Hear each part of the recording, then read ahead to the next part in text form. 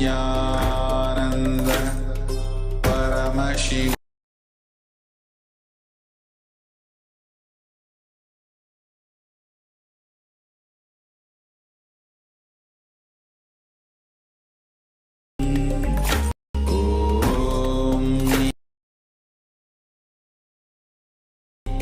Nithyananda Paramashivoham Om Nithyananda Paramashivoham Om Nithyananda Paramashivoham Om Nithyananda Paramashivoham Om Nithyananda Paramashivoham Om Nithyananda Paramashivoham Om Nithyananda Paramashivoham Om Nithyananda Paramashivoham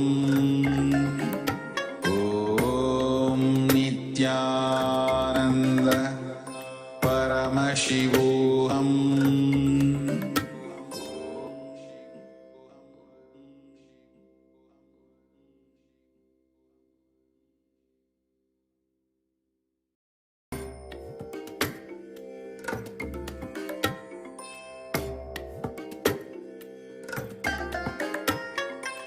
I bless you all. Let you all open all your three eyes and manifest the powers of Mahasadashiva. Om Nithyananda Paramashivoham Om Nithyananda Paramashivoham Om Nithyananda Paramashivoham Om Nithyananda Paramashivoham Om Nithyananda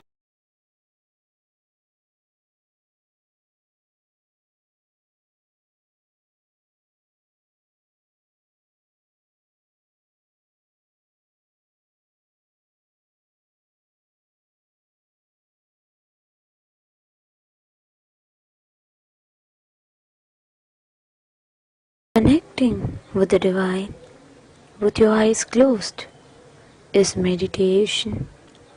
Connecting with the divine with your eyes open is darshan.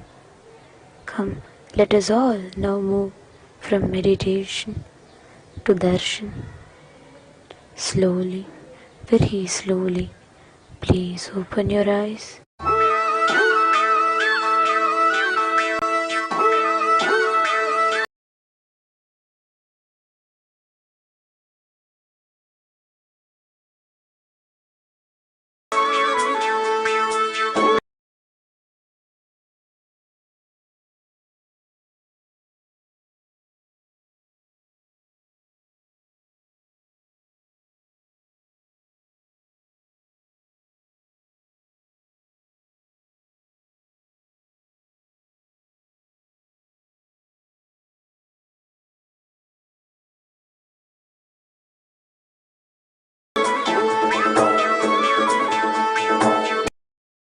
ಕಂಡಾರೆ ಕಾಣಾಗದ ಕಂಡಾರೆ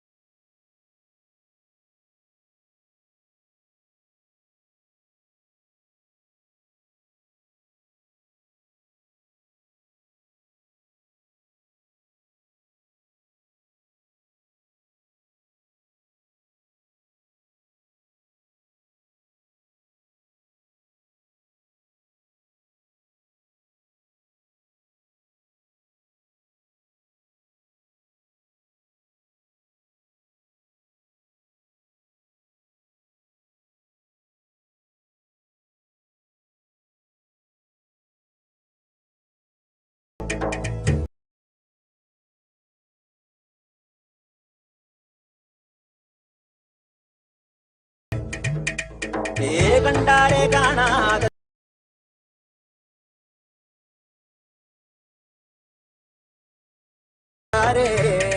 ஒரு வீடு ஒரு கூடு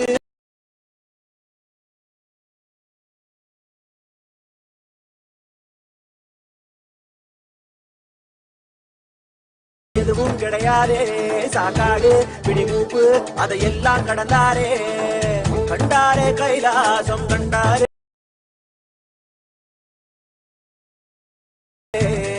கூத்தாடும் சடையாண்டி அதை குறியா கொண்டாரே காத்தோடு கதை பேசி சிவஞானம் கண்டாரே பத்தோட ஓரட்டு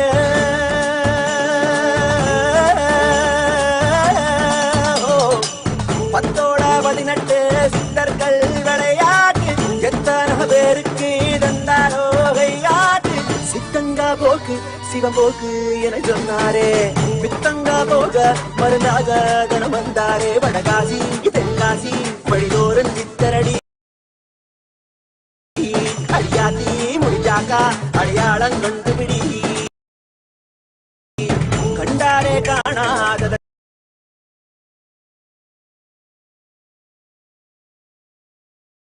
கண்டாரே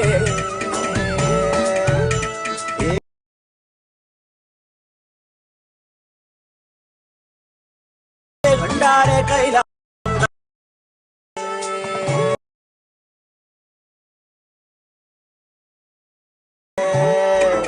கண்டாரே காணாத கண்டாரே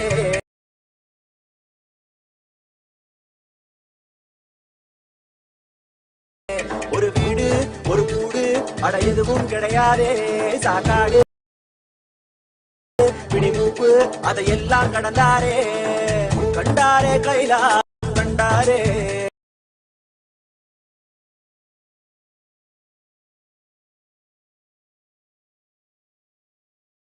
கூத்தாடும் அதை குறியா கொண்டாரே காத்தோடு கதை பேசி சிவஞானம் கண்டாரே பத்தோட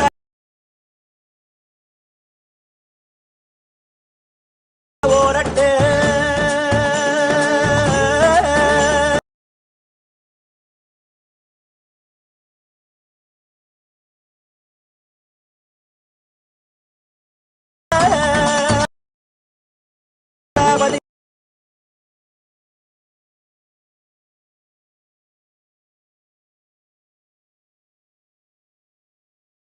சித்தர்கள் விளையாட்டு எத்தனை பேருக்கு தந்தாரோ கையாட்டு சித்தங்கா போக்கு போக்கு என சொன்னாரே பித்தங்கா போக மருந்தாக தனம் வந்தாரே வடகாசி தென்காசி வழிதோறும் சித்தரடி அடியாத்தி முடிஞ்சாக்கா அடையாளம் கண்டுபிடி கண்டாரே காணா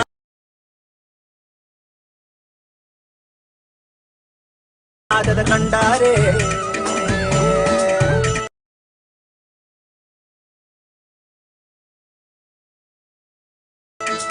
கண்டாரே கைலாசம் கண்டாரே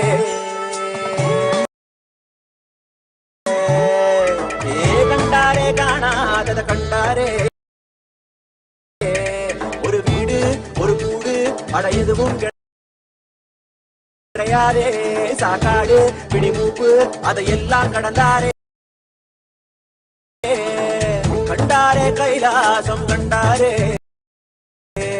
கூத்தாடும் சடையாண்டி அதை குறியா கொண்டாரே காத்தோடு கதை பேசி சிவஞானம் கண்டாரே பத்தோட ஓரட்டு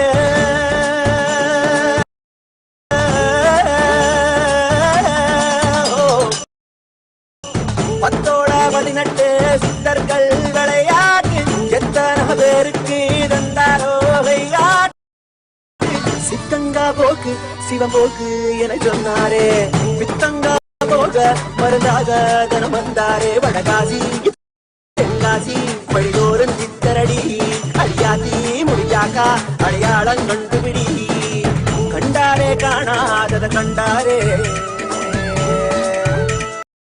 ஏ கண்டாரே கைலாசம் கண்டாரே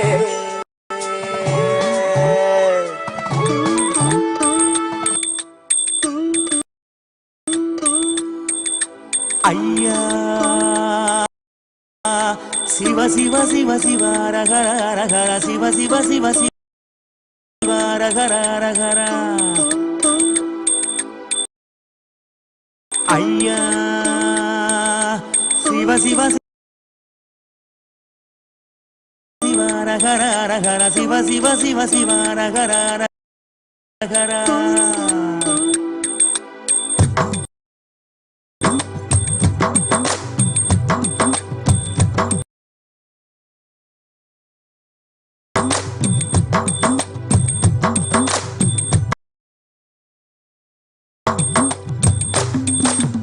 ஊரறிய என் பேரறிய உறவறிய தவத்துறவறிய உள்ளொன்று உற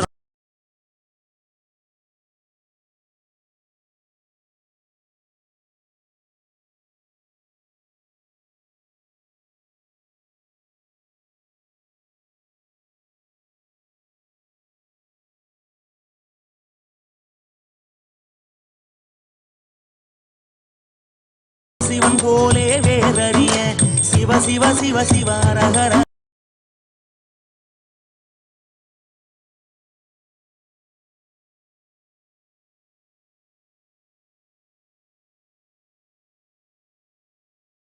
ரகர சிவ சிவ சிவ சிவ ரகர ரகர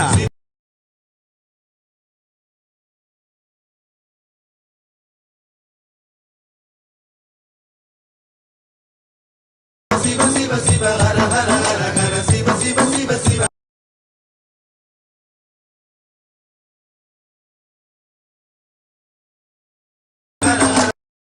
காலையும் மாலையும் கணக்கறிய நாளும் கோளும் நான் அறிய பாலையும்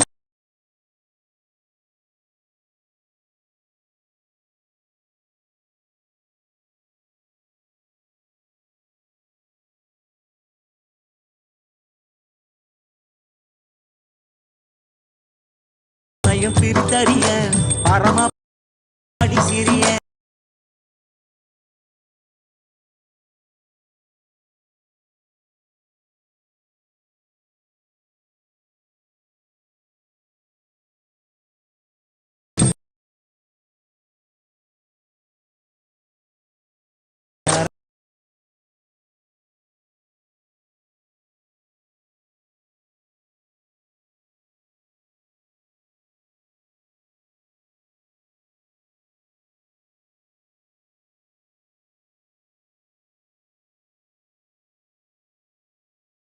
சிவ சிவ ஹர ஹர ஹர ஹர சிவ சிவ சிவ சிவ ஹர ஹர ஐயா ஊனறிய உயிர் உடலறிய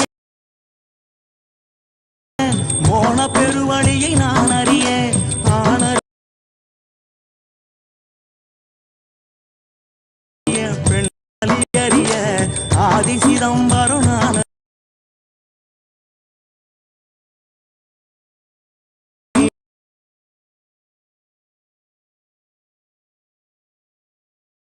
சிவ சிவ சிவ சிவ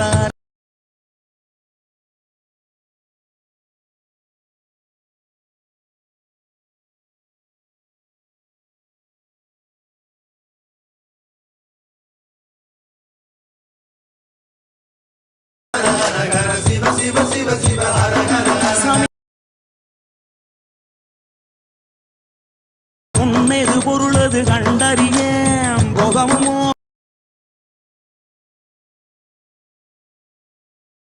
கொண்டறிய ஆசை பேராசை அறிந்தறிய அம்பலமாடியை மறந்தறிய சிவ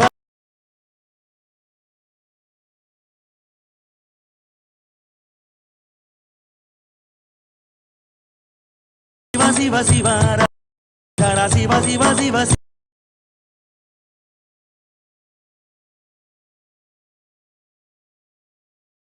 ரகர ரகர சிவ சிவ சிவ சிவ ஹர ஹர ஹர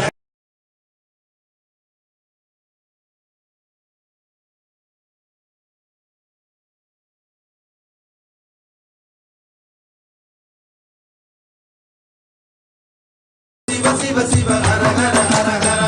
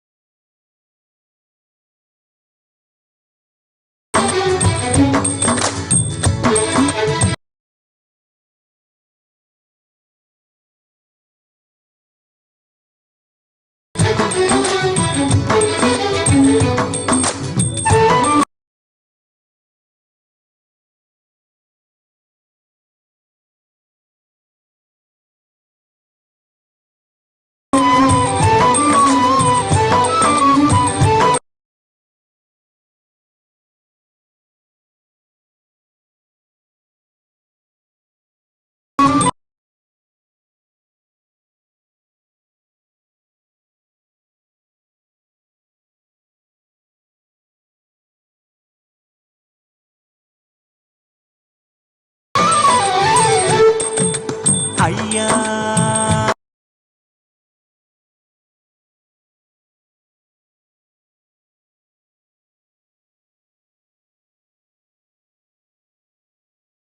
சிவ சிவ சிவ சிவ ஹர ஹர ஹர ஹர சிவ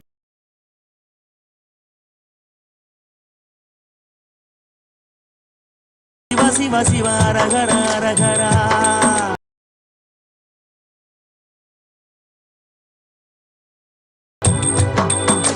ஐயா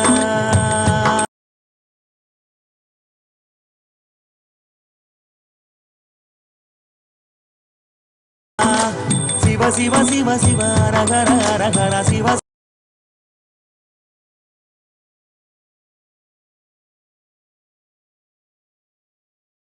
சிவ சிவ சிவ ஹர ஹர ஹர ஹர.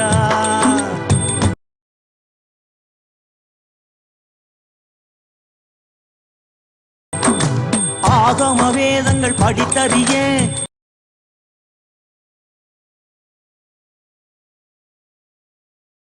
ஆறு குளங்களில் குடித்தறிய யாகம் யோகமும் செய்தறிய ஓமுகம் பார்த்து பணிந்த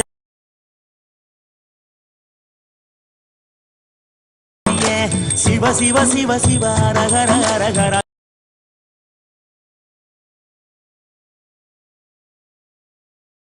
சிவ ஹர ஹர ஹர சிவ சிவ சிவ சிவ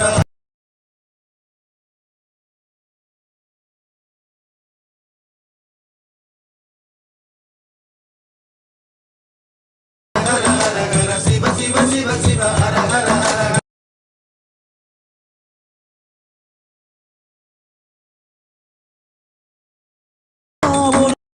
இருந்தறிய சுத்த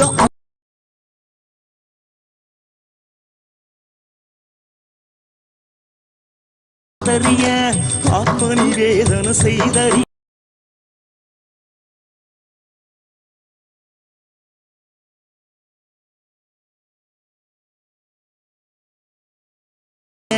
அர்த்தநாரீசன் அடி சிறிய சிவ சிவ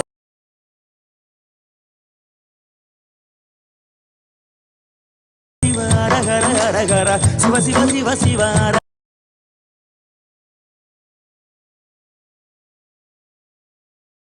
ஹர ஹர ஹர சிவ சிவ சிவ சிவ ஹர ஹர ஹர ஹர.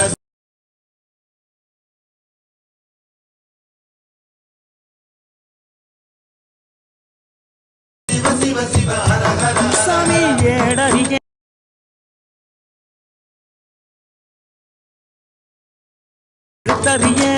ஏற்றமும் தாழ்வும் நான் அறிய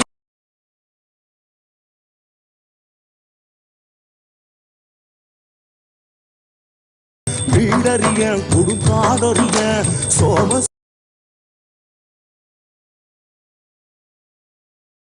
சுந்தரம் மறந்தறிய சிவ சிவ சிவ சிவ ஹர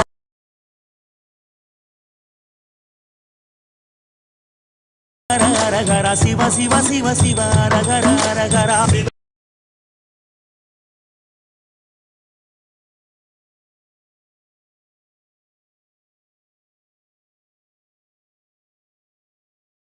சிவ சிவ ஹர ஹர ஹர ஹர சிவ சிவ சிவ சிவ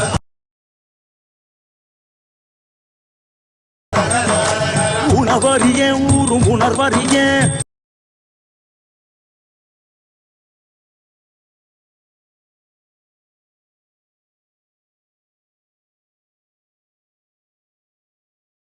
வெளியது நான் அறிய கணவறிய மேல்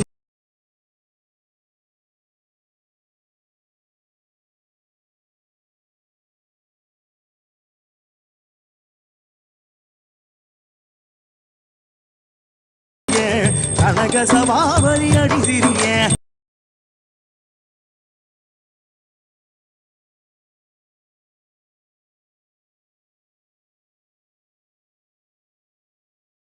சிவ சிவ சிவ சிவ ரகர ரகர சிவ சிவ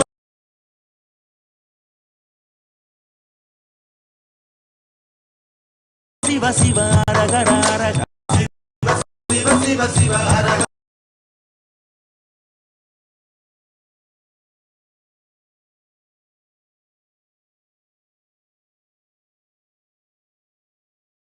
சிவ சிவ சிவ சிவ ரகர ரக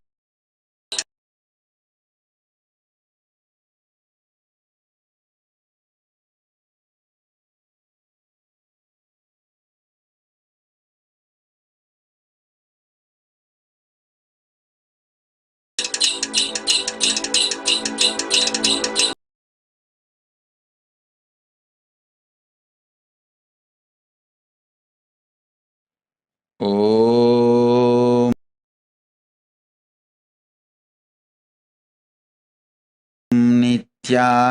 नित्यानन्देश्वर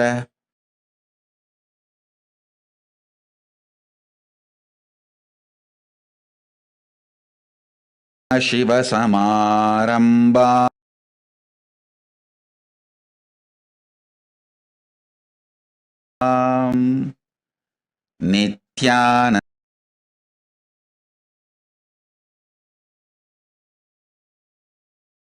नित्यानन्देश्वरि परमशक्ति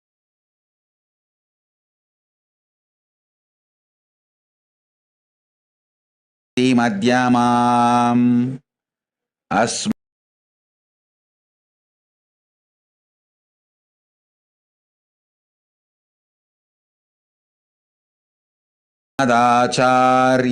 अस्मदाचार्यपर्यन्ताम्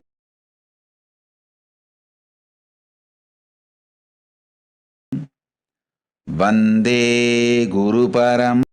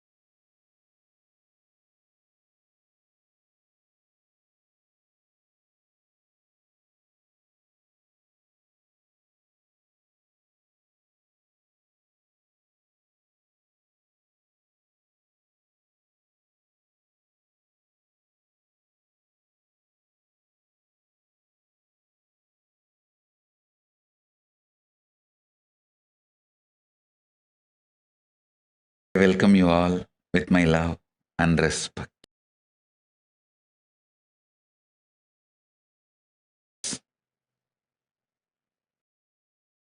Welcome all the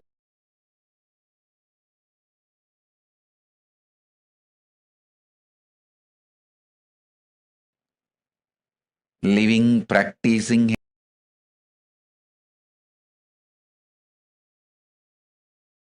de facto Kailasians from all over the world.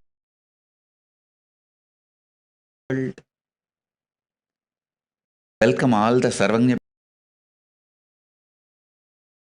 Pitakartas, Yajamans, manifestors, Srimahans, Mahants, Sarvavarityahis, Kotaris, visitors, viewers,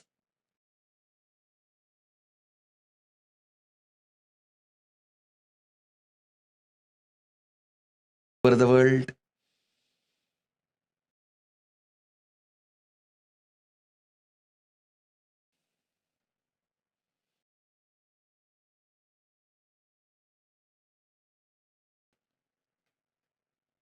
Through Nithyananda TV, Kailasa TV, I welcome all of you with my love and blessings.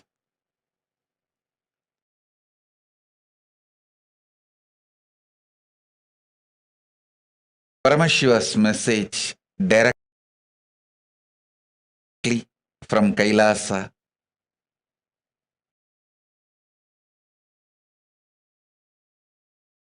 Listen what is happening now in the cosmos is the most favorable, supporting, auspicious ambience for enlightenment.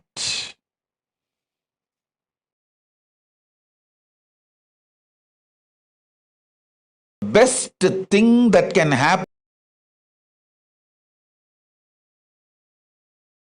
to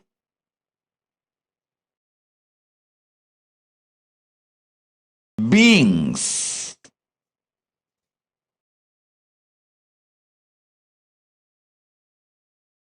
the best spiritual breakthrough that can happen to beings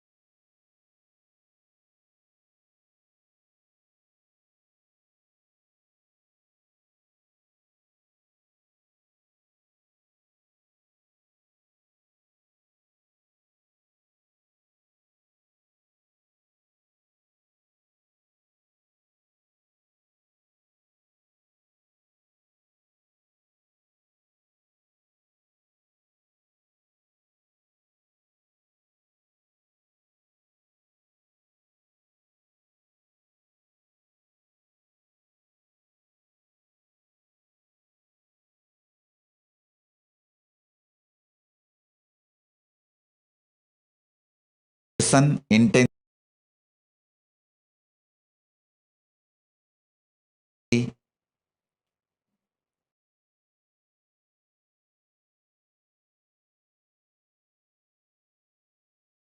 best thing that can happen to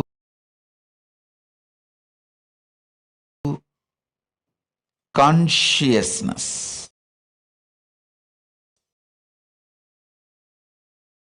enlightenment.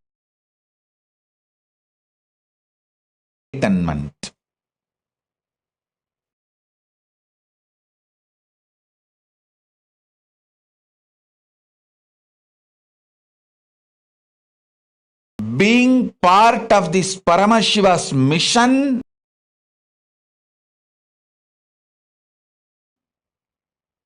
as enlightened being.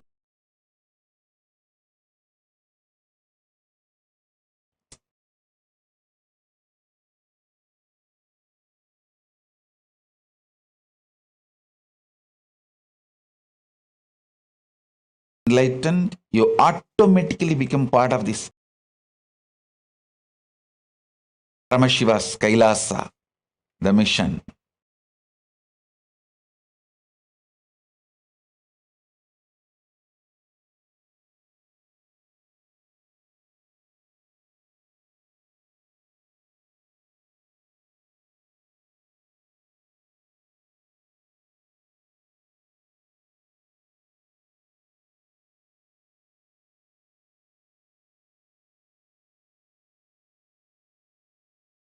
Best thing that can happen to human consciousness is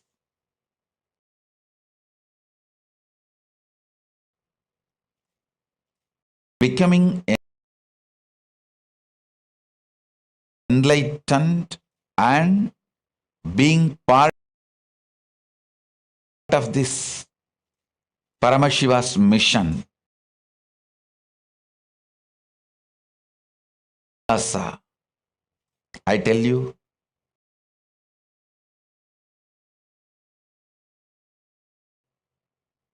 the most auspicious, supporting,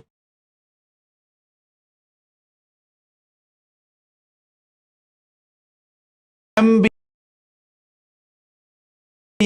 for that great purpose is happening now.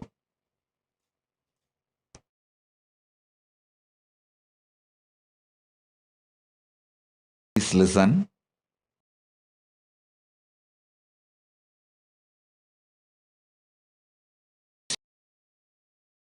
When you have a good rest, deep sleep, fresh in the morning, you will feel so good about everything,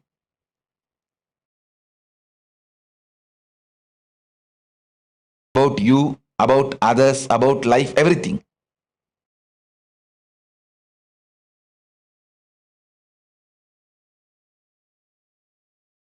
Same way,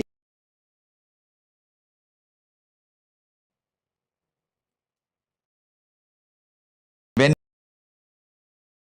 you have deep samadhi,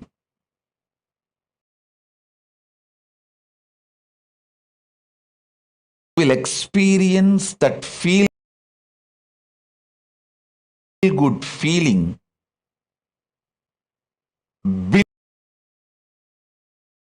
billion times more.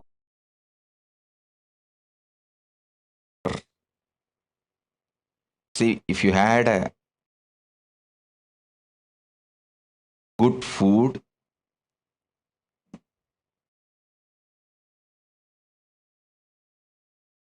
deep sleep,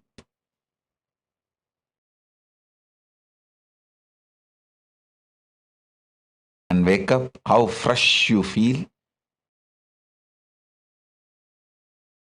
You feel so happy about you, others. You feel like blessing yourself and blessing others. You have only very good words and moods for yourself and others. Listen.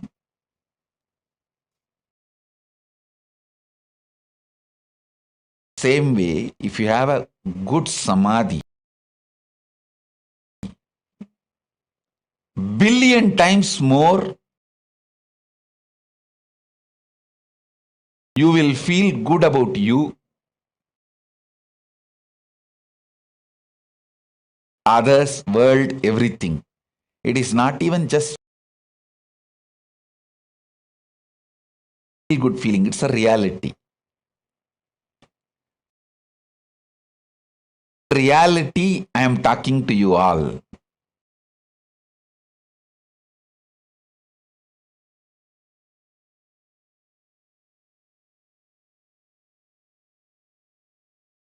இடத்தில் பாய்ந்தேன்,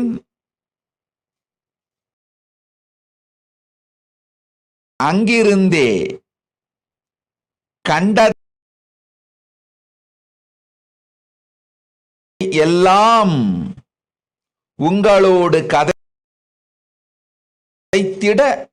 இந்த பிண்டத்தில் மலர்ந்தேன். கண்டதை அல்ல,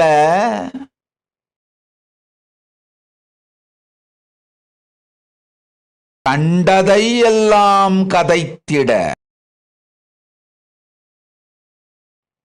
இந்த பிண்டத்தில் மலர்ந்தேன்.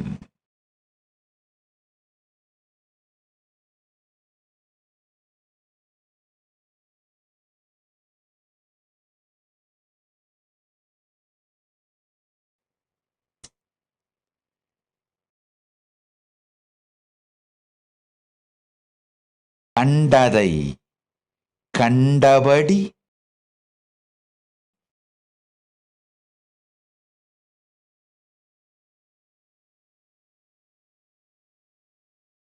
கண்டு உணர்ந்து கொண்டபடி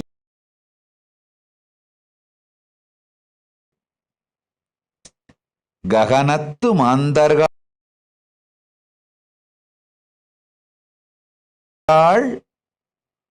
உங்களுக்கு சொல்லிட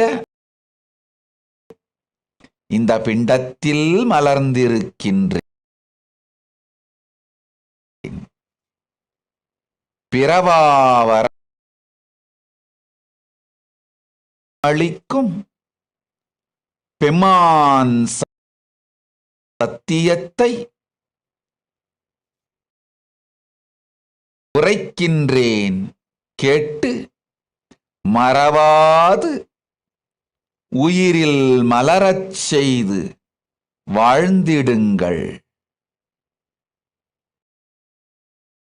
Listen intensely.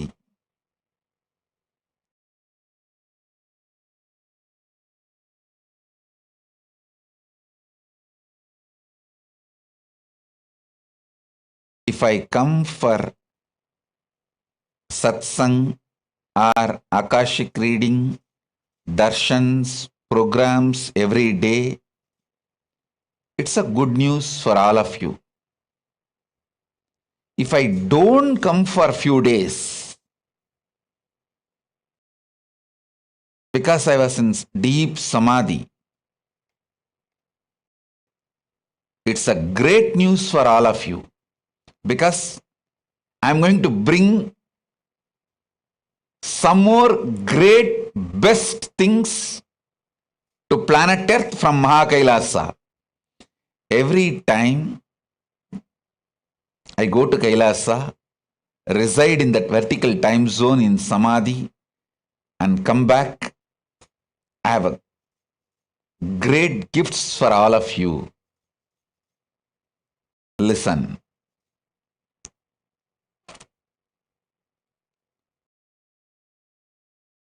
First thing I want to tell you, I want to introduce the great gifts and the great news I have brought from Kailasa.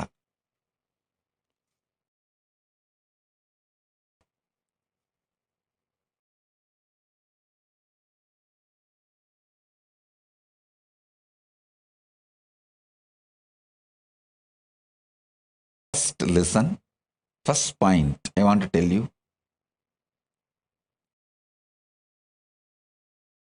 The purpose of human consciousness is getting matured, getting enlightened,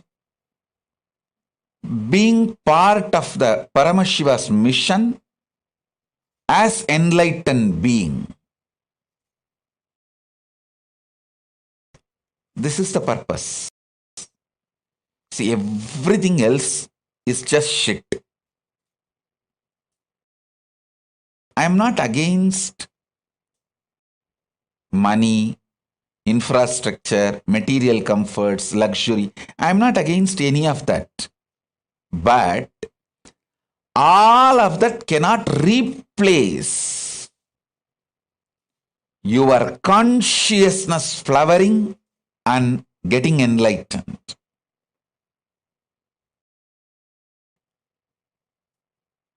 I'm telling you, money is nothing but collectively accepted imagination given legitimacy. Collectively accepted imagination given legitimacy is money. I'm not against money. As long as it is useful for administration to make human life better on planet Earth. To make our lives better on planet Earth, if the money is useful, great. But if that same concept of money is used by chronic capitalists or manipulators in any field, stop human beings growing consciously,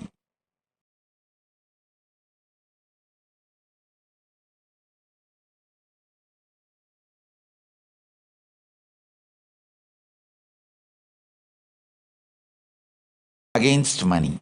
Be very clear. Listen.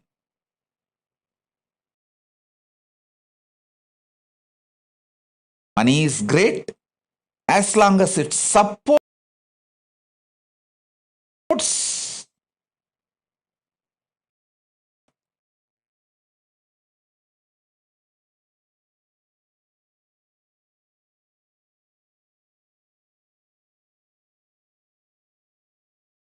listen. Money is great as long as it supports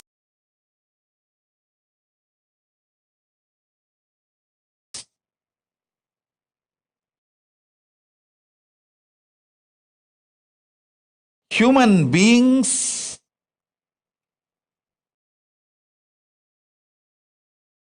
to make human life better on planet Earth.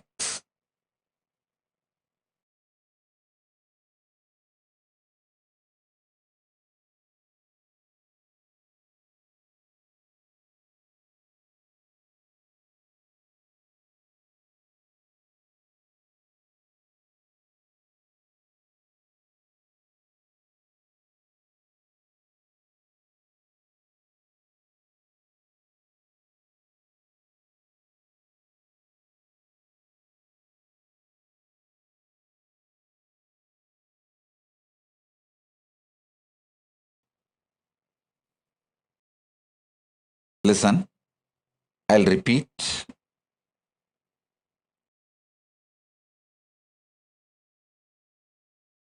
If you are all able to see me, hear me, please wave your hands. Because I'm seeing the live streaming is getting disconnected. I think now it's clear. So let me repeat. All of you listen carefully.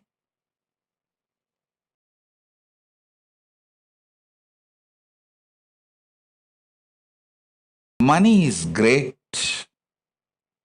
if it is useful to make human life better on planet Earth, because that very concept was imagined and legitimacy to make human life better.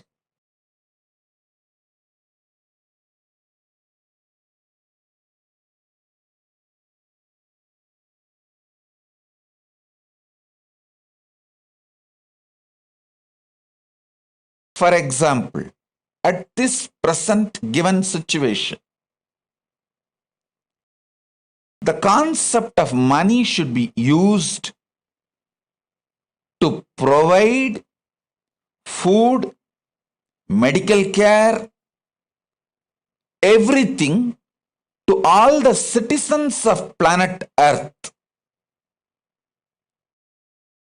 by providing a complete quarantine. Listen.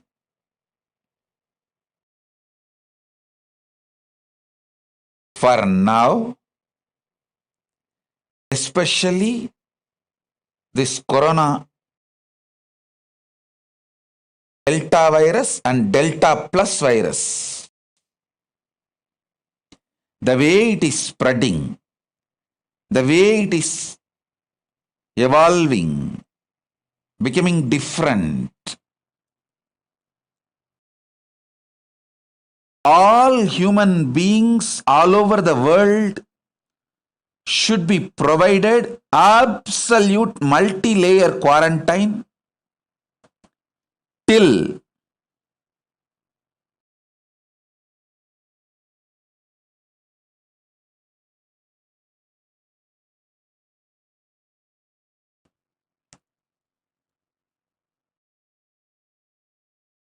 complete elimination of corona is done.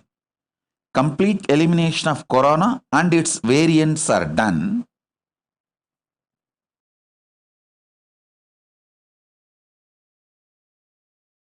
Till we know for sure absolutely corona is eliminated, all human beings should be provided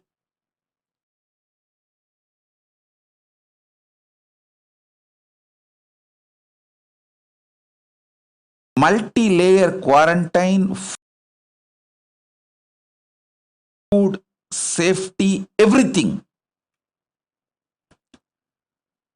No human being should suffer without food and medical care. Actually, this should be the purpose of concept of money for the time being. Please understand.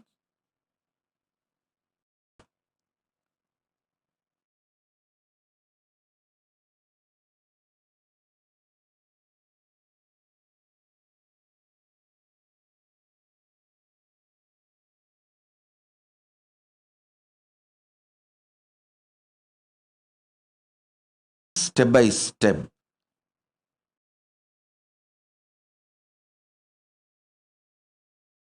Where humanity is missing, the decision makers are failing.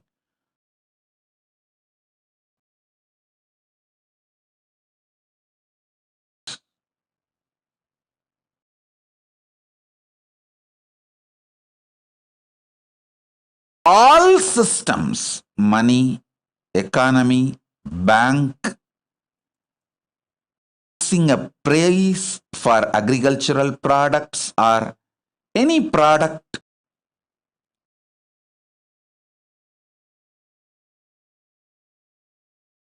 everything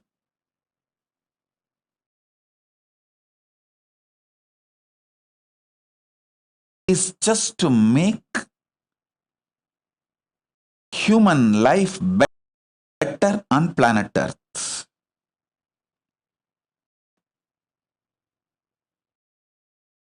Human beings need some kind of an inspiration and greed to run. So the common imagination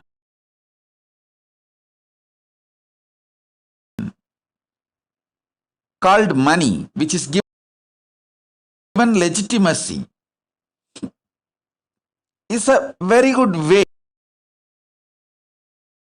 to make human beings run.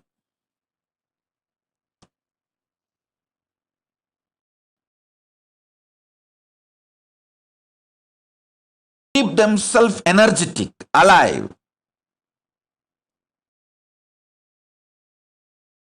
So as long as money is used for that, it's okay. But the given situation now, Corona time, money and economy cannot be the reason to put human lives at risk, because human life is far more precious than all the idea and concept of money put together. One human life, one human being with consciousness is far more superior, greater, higher than this whole so-called collective imagination. Money, which is given legitimacy due to its utility value. Understand?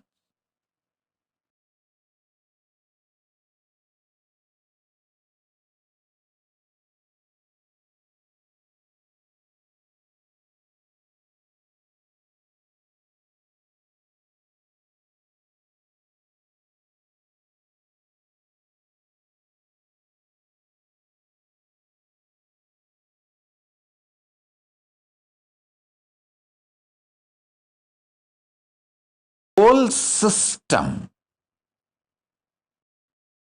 the man-made human civilization, need to remember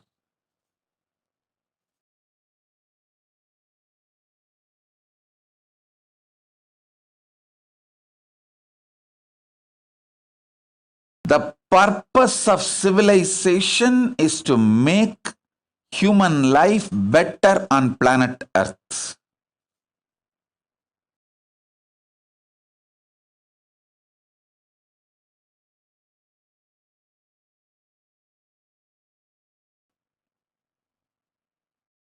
We just need human beings to look at this whole human civilization with the fresh eyes. What our ancient enlightened rishis of our civilization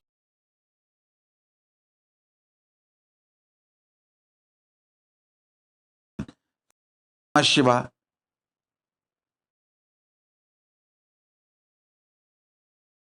Shakti, the whole Guru Parampara, our ancient visionary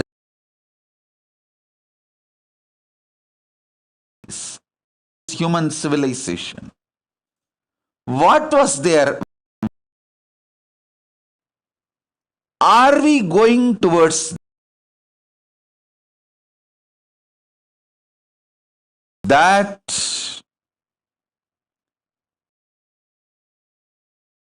It is time we just sit back, look with the fresh eyes.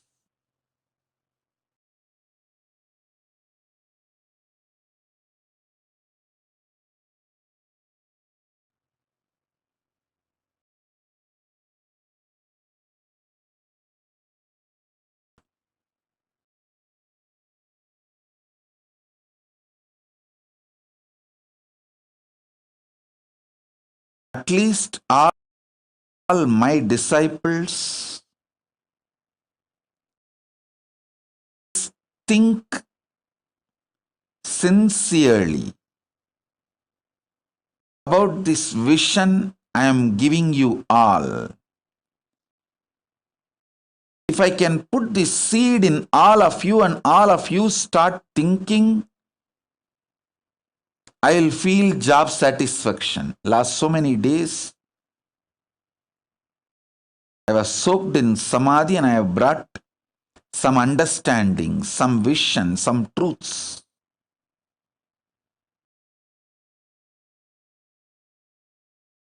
Share with all of you. First,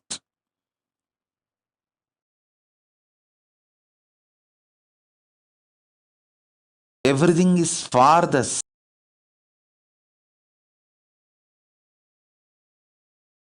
sake of human consciousness to flower, get enlightened, be part of this great Paramashiva's mission of making everybody enlightened. That's the first truth. Second, listen. This is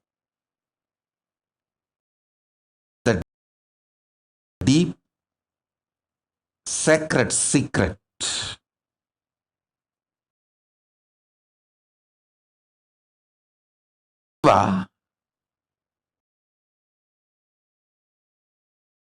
Has 5 phases: creation, sustenance, rejuvenation, delusion, liberation.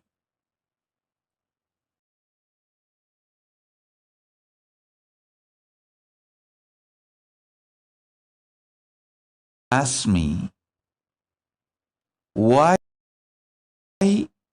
destruction, rejuvenation, and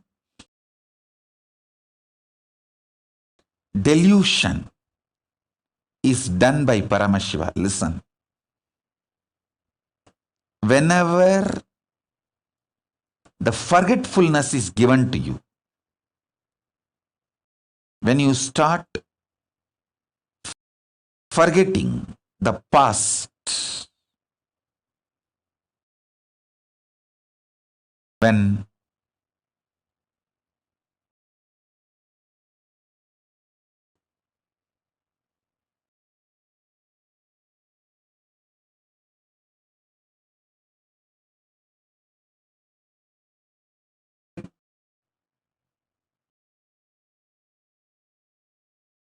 deluded, confused, forgetful about the past,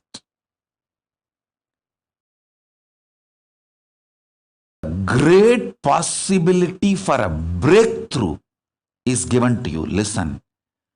If you remember your past and proceed with your life further, that is called growth. If you learn to survive, reinvent yourself during the absolute forgetfulness, delusion, confusion,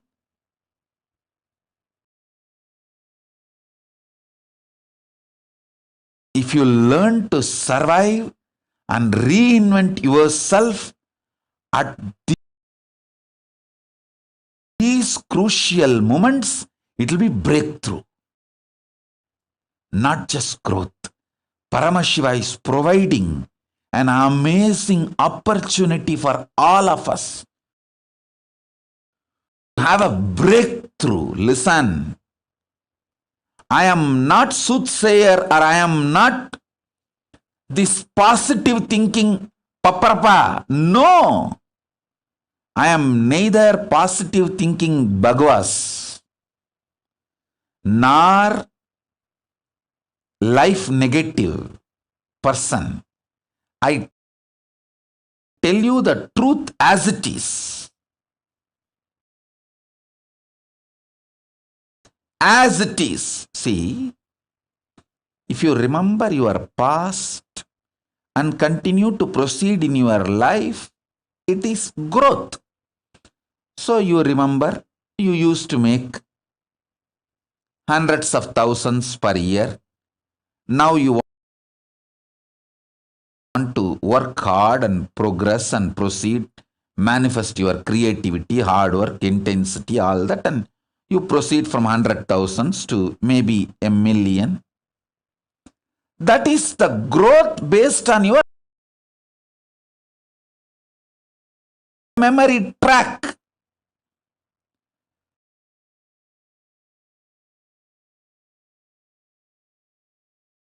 Whenever there's a complete winding up,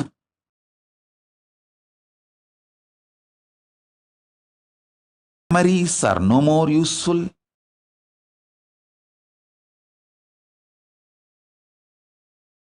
Your past track record is no more relevant.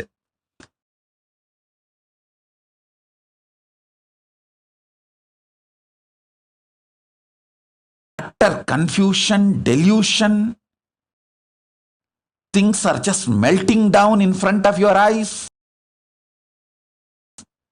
Whatever you thought useless in your life, you suddenly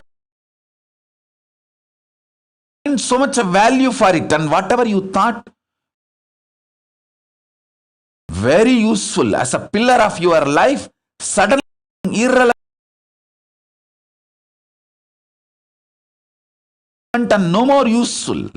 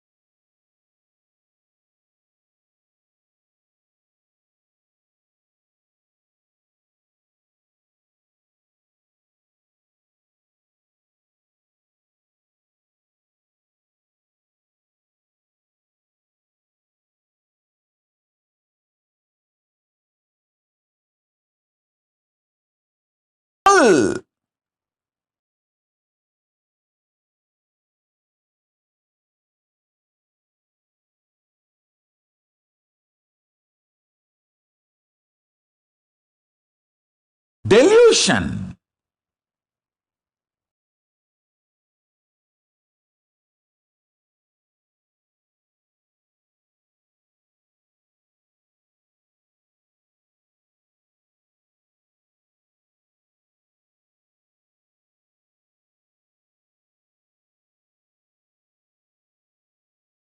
Prabhava.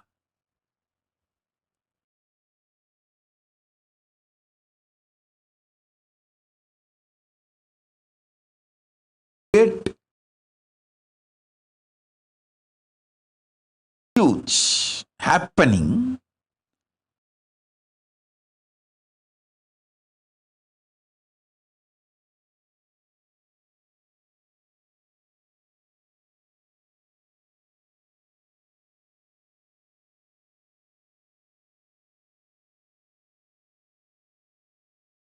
Missing opportunity for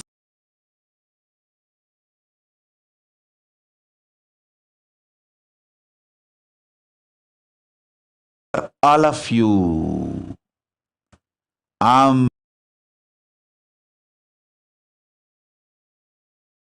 Amazing opportunity for all of you.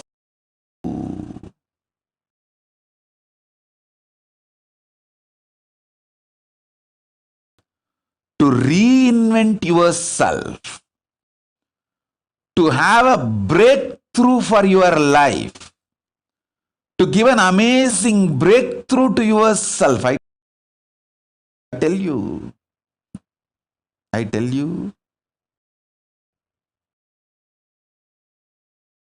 so many people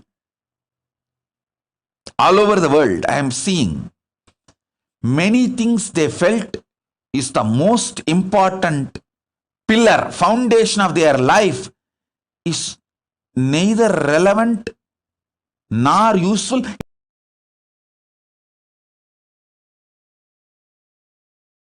Even there, Suddenly it is not there.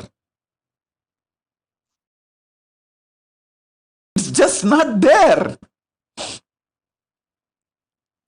Many things which you thought is not great part of your life become so relevant, too important. Some few spiritual understandings, ideas which you never thought is too important, some spiritual book. Suddenly now all of that has become too relevant, and you are spending time with that books, with that spiritual material 24/7. It has become so relevant. Every word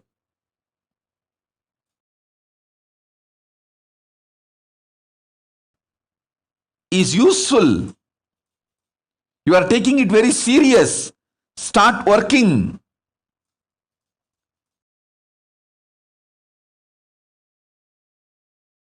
I am not teaching at all about completion, because everyone has to practice completion even to survive without getting mental breakdown. If you have to be without becoming paityam, loose,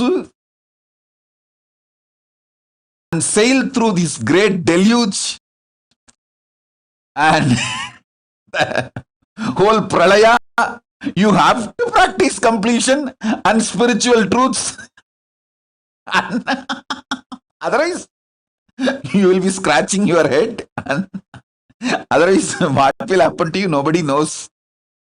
How you will be, nobody knows. The spiritual truths have suddenly become so relevant, even for basic survival.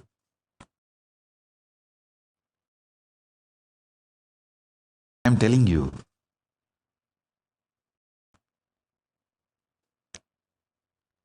This great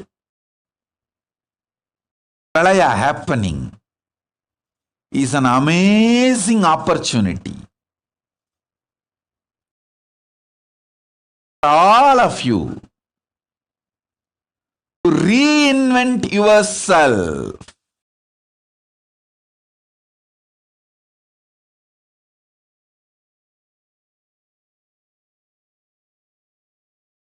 Rediscover yourself. Rebuild yourself. Revive yourself.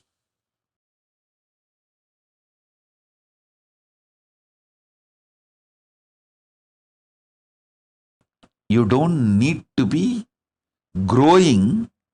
You can just be recreating yourself. Many of the things which you thought very important in your life, relationships, people, wealth, buildings,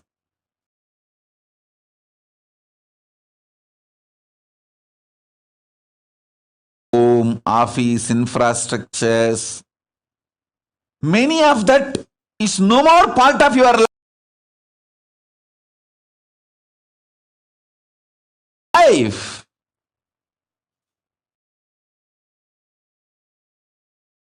Some have become even irrelevant.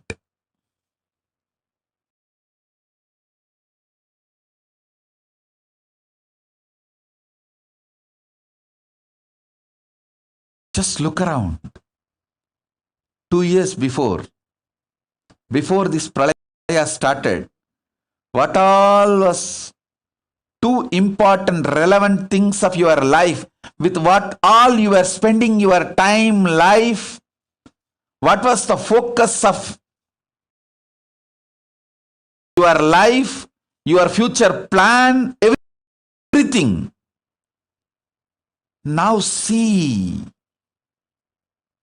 I am telling you, Paramashiva is providing an extraordinary possibility, a powerful space You may never get another pandemic, pralaya like this, even if you want next few hundred years. Let us not miss it. It's an amazing opportunity to get enlightened. Listen carefully. I'll repeat.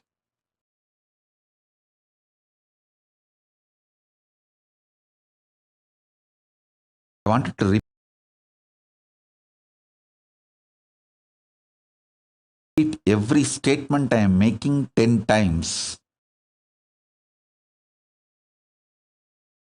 So it gets into your inner space. Listen.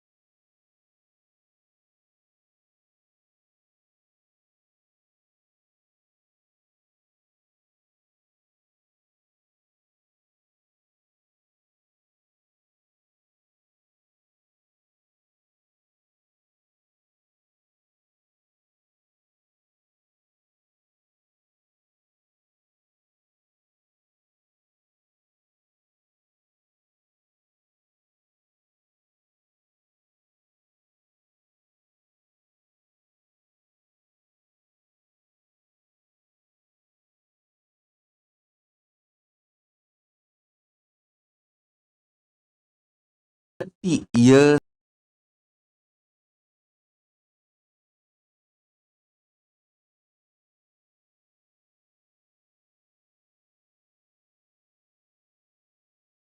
life.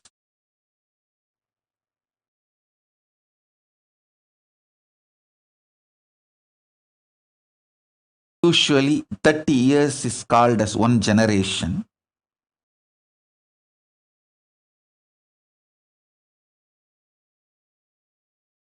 Society. One generation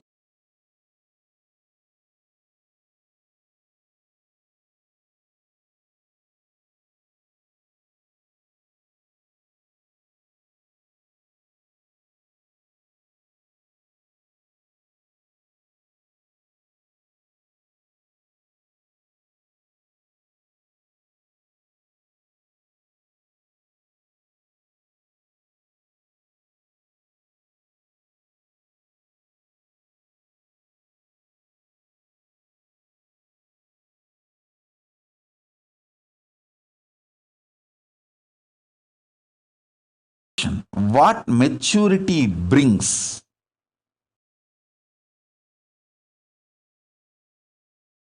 The individual human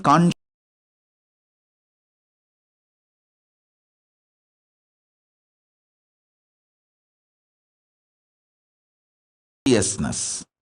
See, if you lived 30 years,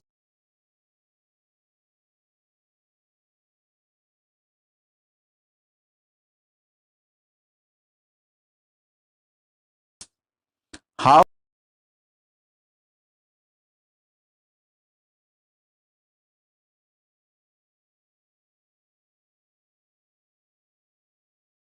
to evolve, get matured, in your cognition and decision making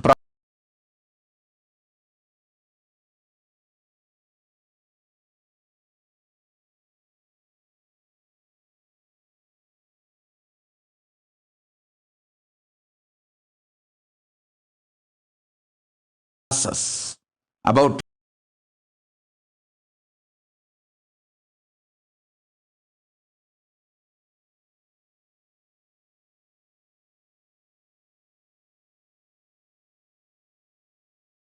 that one generation, 30 years maturity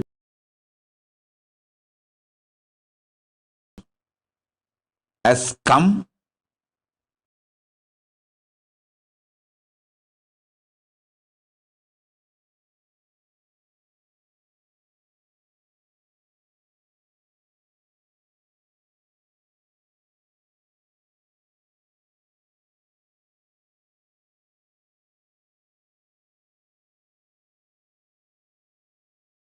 For beings in just last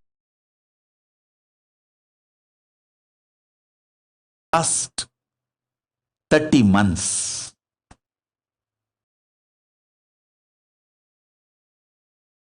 And I am telling you, mark my words, this Corona Delta Plus is going to give full one generation maturity in next few months.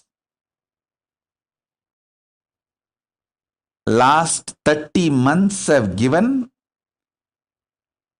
30 years maturity for human consciousness. I am telling you, many good things have happened due to this pandemic, this pralaya.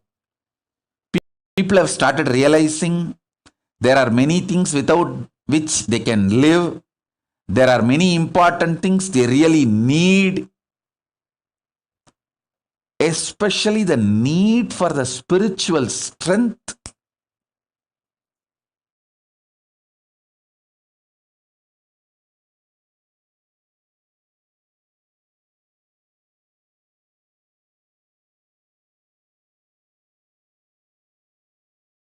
Is happening in every being. Every being has started realizing the need for the spiritual strength.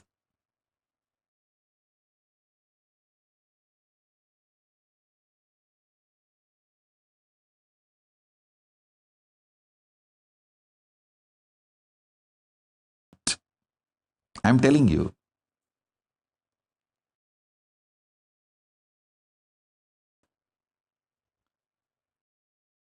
This last 30 months have given humanity the maturity which usually comes by 30 years, one generation.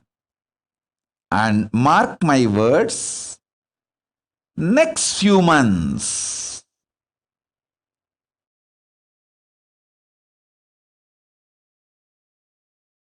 Delta Plus is going to give full 30 more years, one more generation maturity to humanity.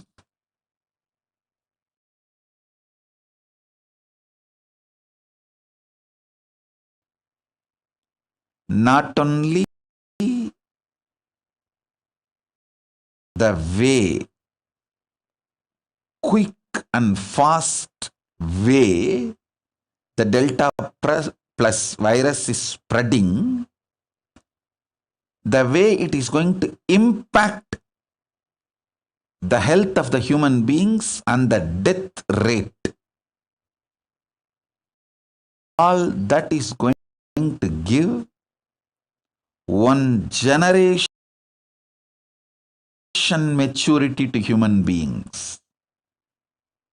Listen, I am neither giving you negative information nor trying to show positivity bhagavas. No, I am just revealing the truths as it is. I am fresh from samadhi. You can take it as a cosmic breaking news. I am directly coming from ground zero, where the decisions are made, where things are happening from Kailasa, and giving you the breaking news, cosmic breaking news, cosmic updates, cosmic flash news.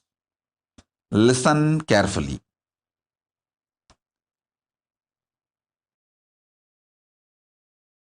O human beings, you are given an amazing opportunity to get enlightened.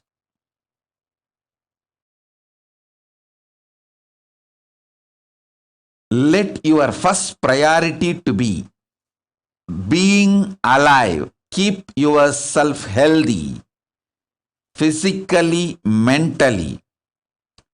Learn, practice as much as possible intensely Nirvikalpa Samadhi, the science of unclutching, science of completion, science of power manifestation. I have already revealed all these sciences to all of you. It's all available freely. Pick up and start practicing intensely. Because everything else is irrelevant. The consciousness you built, the health you are having, only these two is relevant after this great pralaya settles down. Nothing else is relevant. Hey, billionaires are dying like a rat and cat in the street.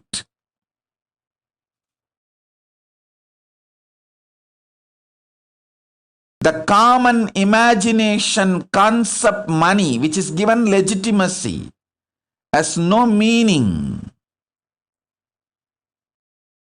First, be alive, be healthy, physically, mentally. Use this opportunity to get enlightened consciously. Do not try to take me for granted, saying, oh, Swamiji will tell the same thing only. I may be telling the same thing, but you are not in the same situation. The world is different now. Earlier, enlightenment was a luxury option. Now it is survival.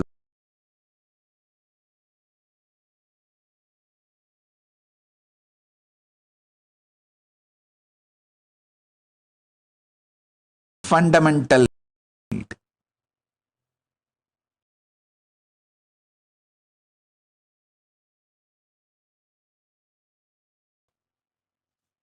Just like morning breakfast,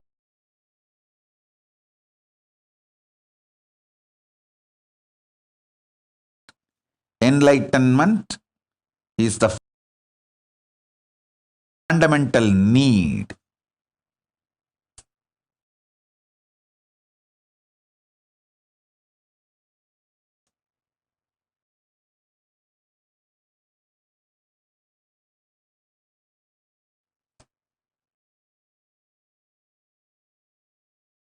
Listen intensely.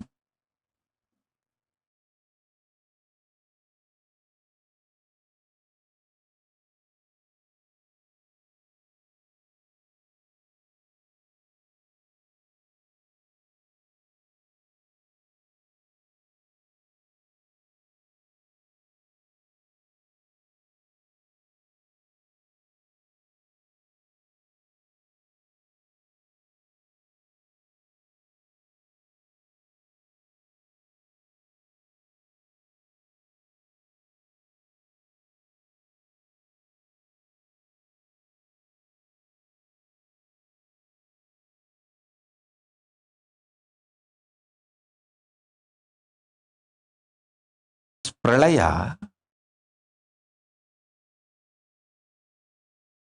by thoroughly shake your ideas, plans, imaginations,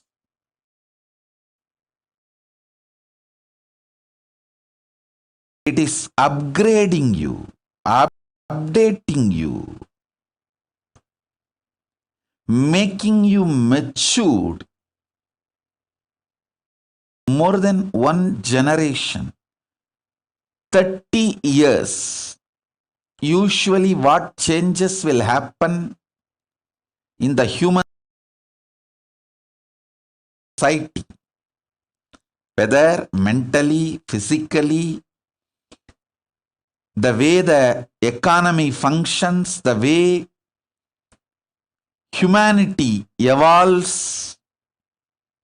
See, 30 years before, the idea of passport, visa, and now the idea of the passport, visa, it has matured like anything. Few years before, the president of the Ecuador announced that they are going to create a system where the idea of passport and visa become irrelevant for humanity. Means the free travel. I am giving you a rough paraphrased version. You can Google and get that news link.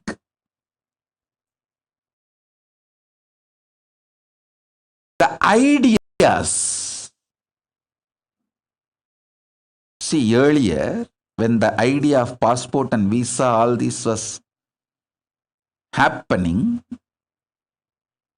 30 years before, it was more for restriction purpose. Now it is more for facilitating purpose.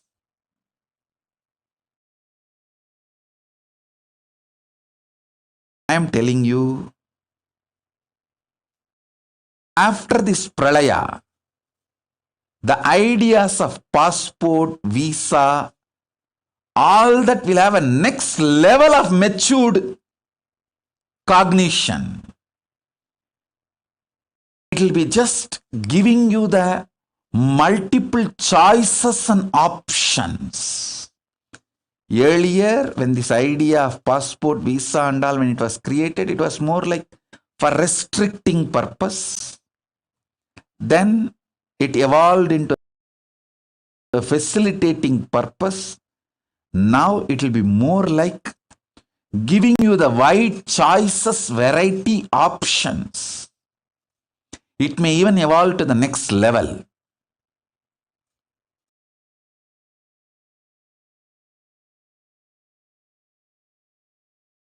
The way human beings are going to die,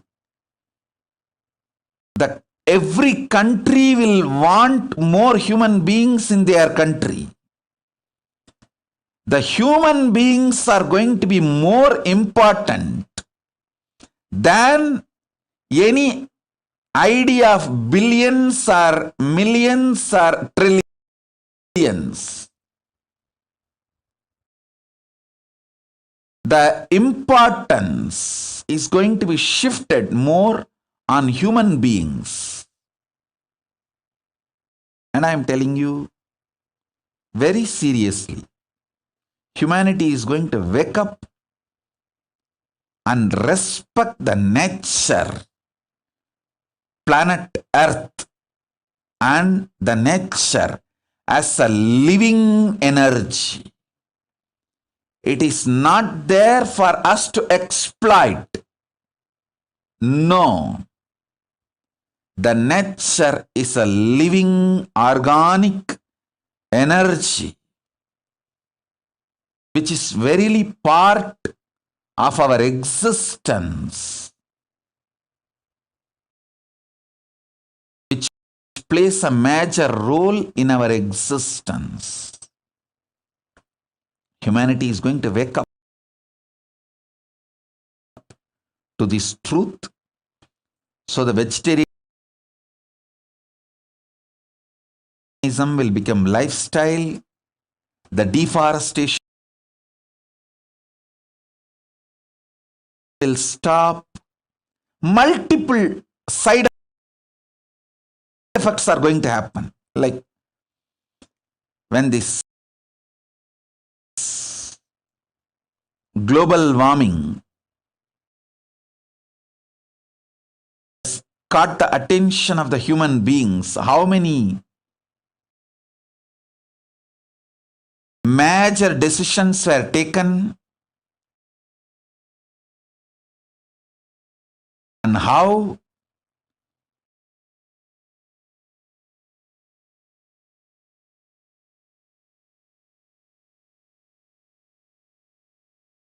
humanity started looking at everything in a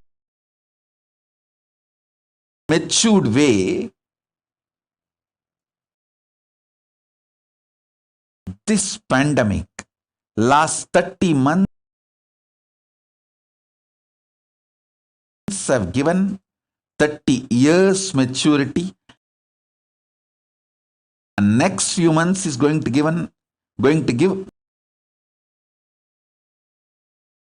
next 30 years maturity.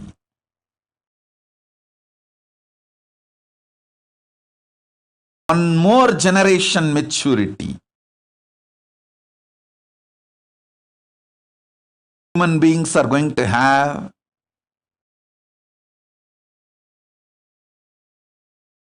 in next few months.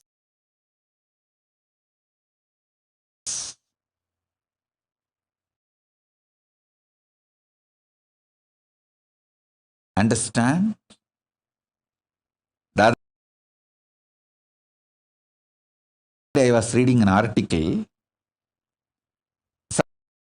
Somebody was trying to justify, even during the plague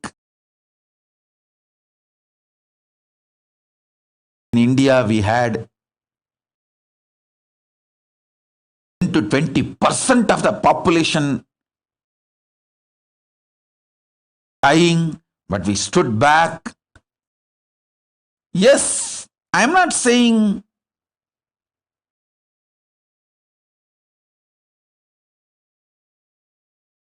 going to stand back. We are not going to revive ourselves. No, I'm not saying that. Be very clear.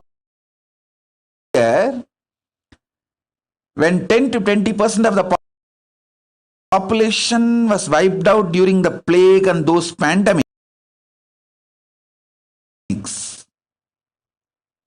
there was no cell phone.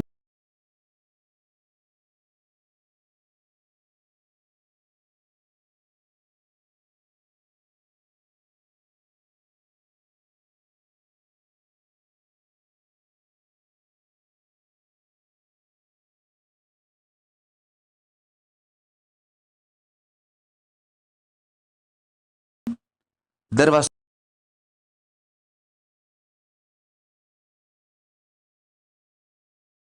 not impacting the living human being's consciousness that strongly. See, even the message you receive, the news you receive will be verbal, very less photographs. So the people who survived, the impact of others' death on the minds of the people who survived was not too much.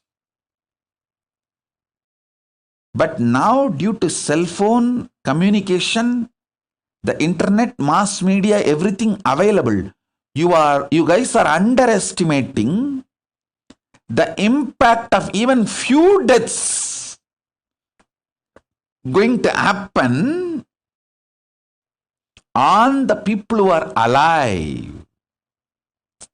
See, I am neither supporting media lying by hiding the number of common man's death, nor I am supporting media going gaga and wild and overacting and overreacting some of the VIP deaths due to corona.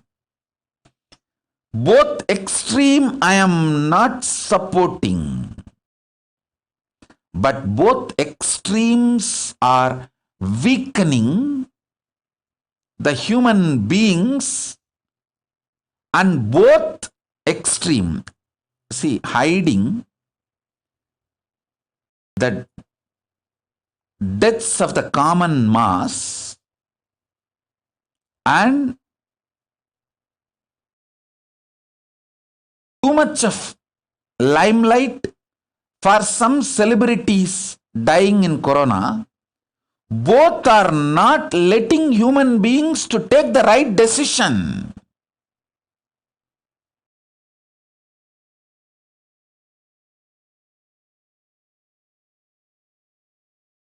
We need the truth, facts, for human beings to take the right decision about life.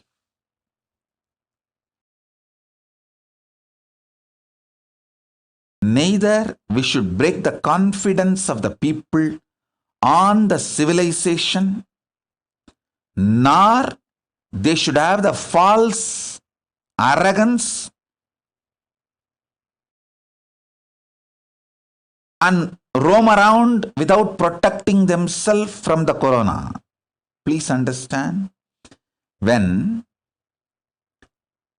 the large common mass deaths are hidden from others, common man's deaths, large number, but it is covered, hidden from the humanity. The human beings don't understand the necessity to protect themselves from corona, and they start moving around unprotected. They are not taking corona seriously. That's one side. The other side, too much importance is given to these VIP deaths due to corona, that makes human being lose confidence on the society, human civilization. That is also not going to work, because that gives a kind of a arrogant decision. What can be done? Even those VIPs are dying. How the people start thinking, oh, even those VIPs are dying, nothing can be done anyhow. This is the way it is going to be, so let me live as long as I can. That is the way that drunkards standing in queue just for 1 quarter and getting corona and dying. Oh God, I'm telling you, this alcohol shop corona deaths are the most pathetic. Now, I'm not talking about just one nation, one state. I'm telling about the whole world. Alcohol shop corona deaths. That's most pathetic. Kind of a delusional arrogance.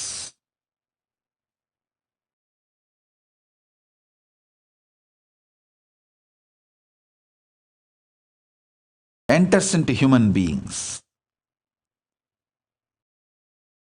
Neither this extreme is right nor that extreme is right. Neither hiding the mass common man's deaths are right, nor giving too much of limelight to the celebrity deaths due to corona is right. Both are wrong. People need to be given the fact, not only fact, they need to be educated rightly, and especially provided the ambience and security. All the decision makers all over the world, on behalf of Kailasa, I request all of you, please provide food, basic medical care, shelter, all human beings under your care. multi-layer quarantine till this corona is completely eliminated from planet Earth, till that spreading cycle, that chain is broken.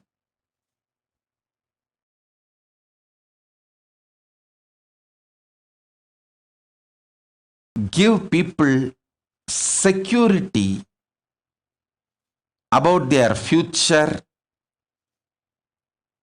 confidence about their life,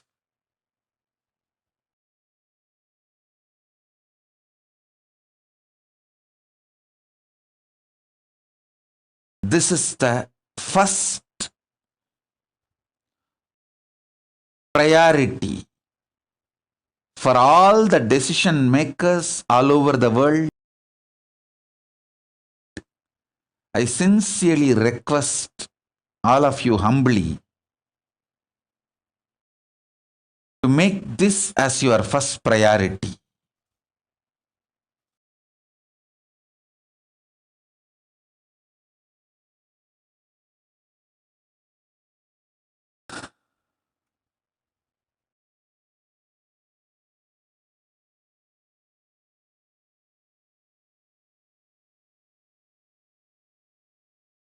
And I am not the kind of a person who will just put the responsibility on others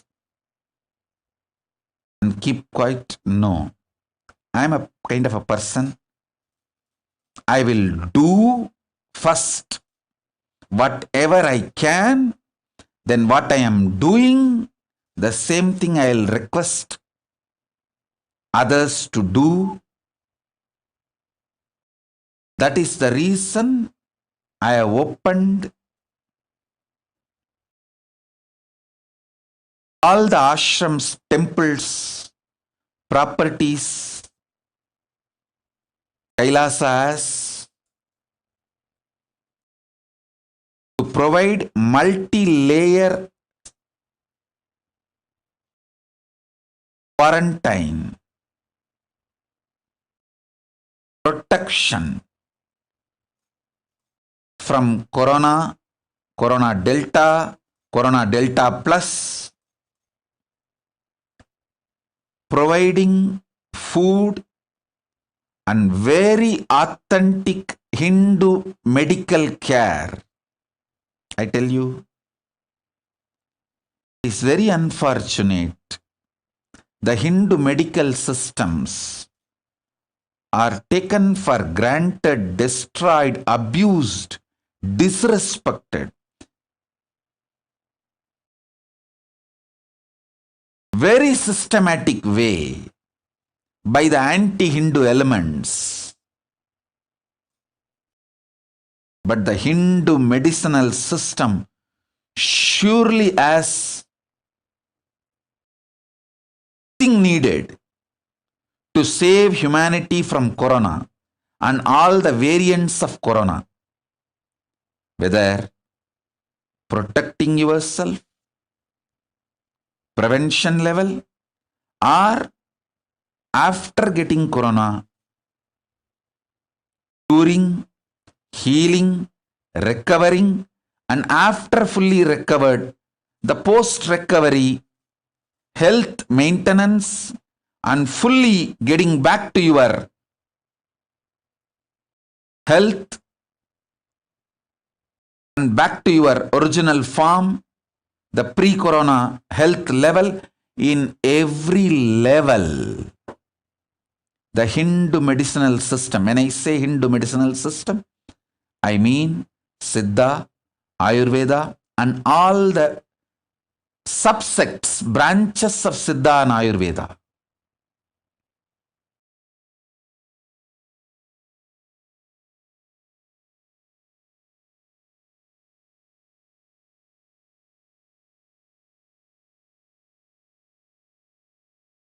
Hindu medicinal system as a solution for corona, I know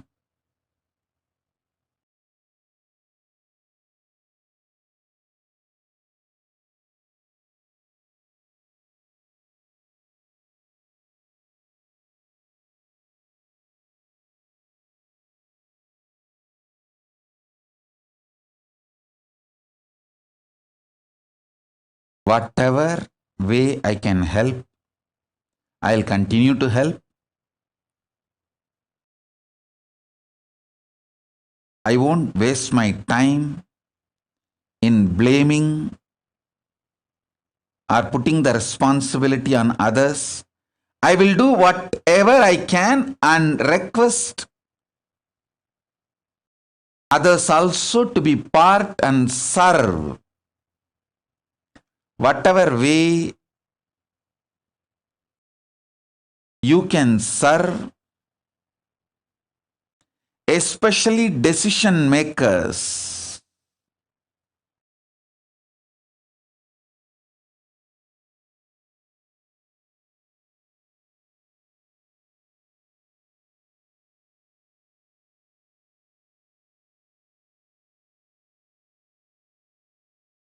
People who are under your care,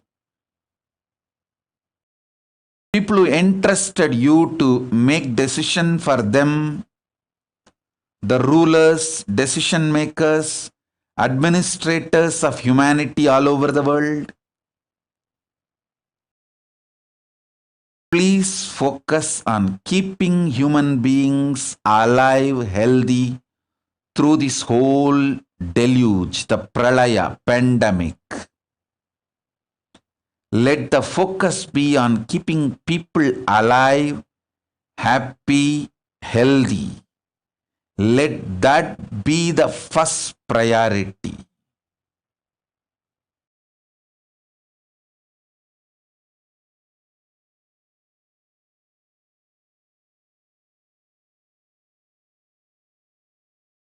Let that be the first priority.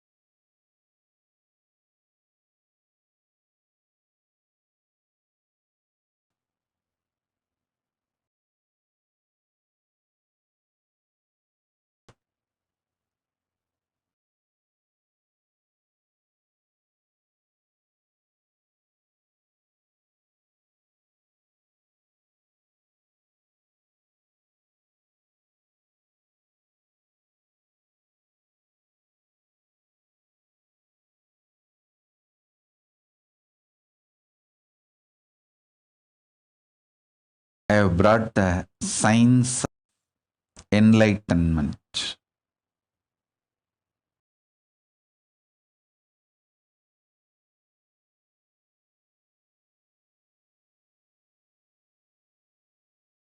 Especially for the humanity during this pandemic, this pralaya time, this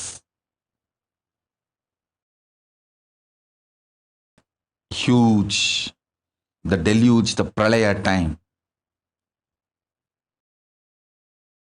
Next few months, I'm going to focus on making as many of you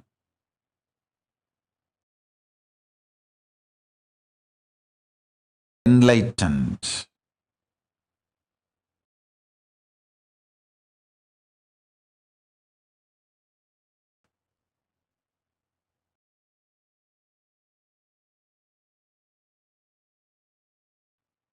So this instruction is for all the Kailasas, means all the ashrams, temples, our adinams,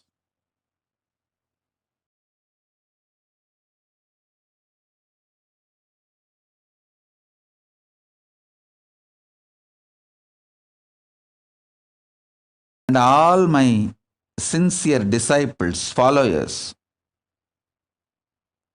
literally live the lifestyle of Kailasa wherever you are. All of you listen.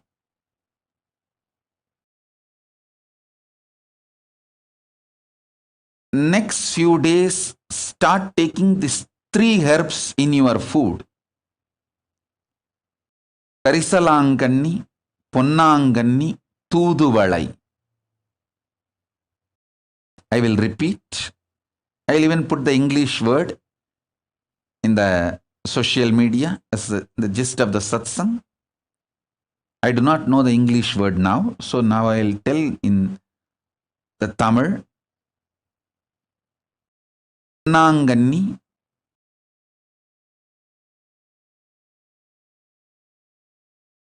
Karisalanganni, Thuduvalai.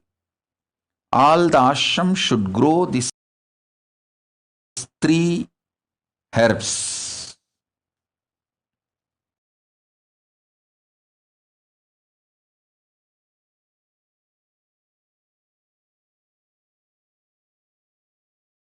If you are not able to grow, at least buy. Add this in your food. When cook and eat, or make juice and drink, in any form,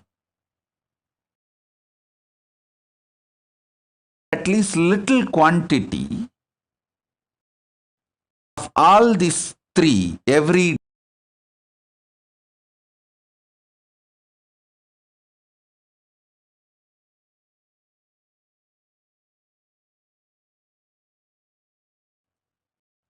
day. Add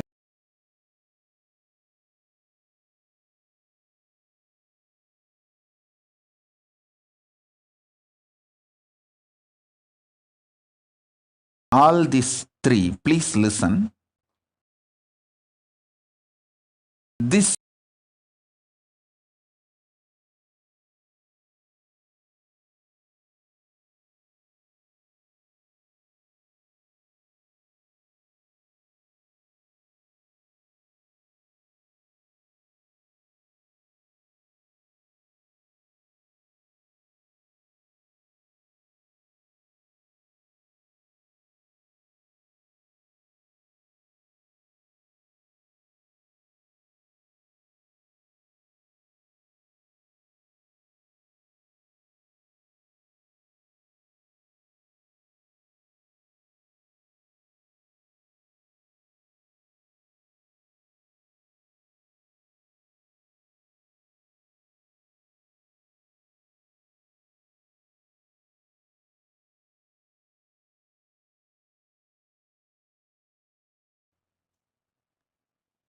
strengthen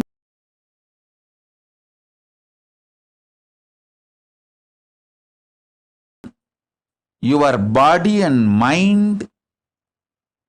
It helps you to receive the enlightenment, manifest powers. These are the powerful aushadas. Actually, I'll tell you one incident.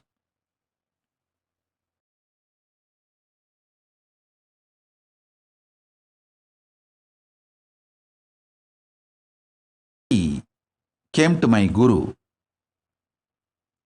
Raghupati Yogi, asking for a solution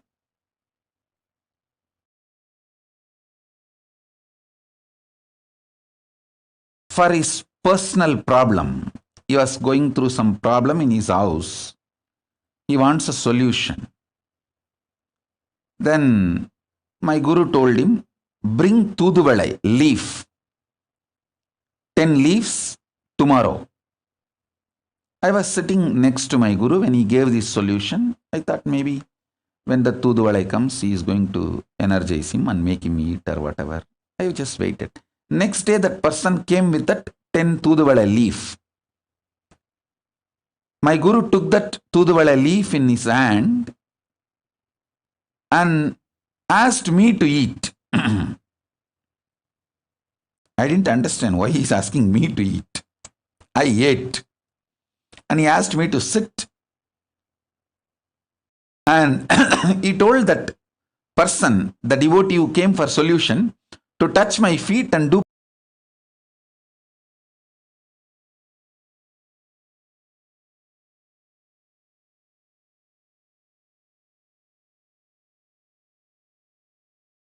things.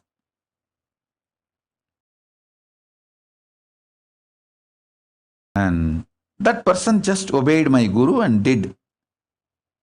My guru told me, you just sit straight. And he told me that be in that Brahma Dhyana, Nirvikalpa Samadhi. Sit straight. I sat. That devotee did the Pada Puja and whatever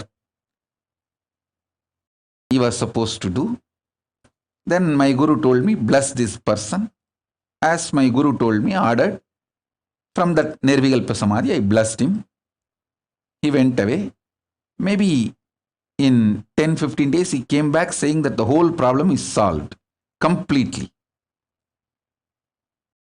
I asked my guru, what exactly happened? Tell me. Raghupati Yogi told me, hey, you are Paramashiva. When time comes, you will realize. Whether you realize or not.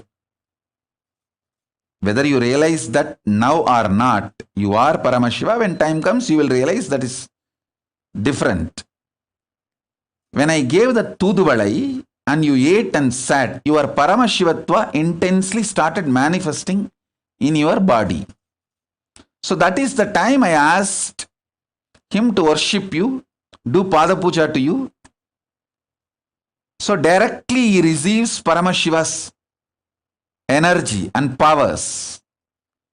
He got the blessing and he went away.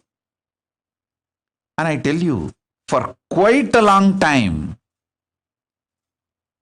when I used to sit for Pada Puja, I will have Tuduvale in my mouth for quite a long time. Only after I started traveling outside India,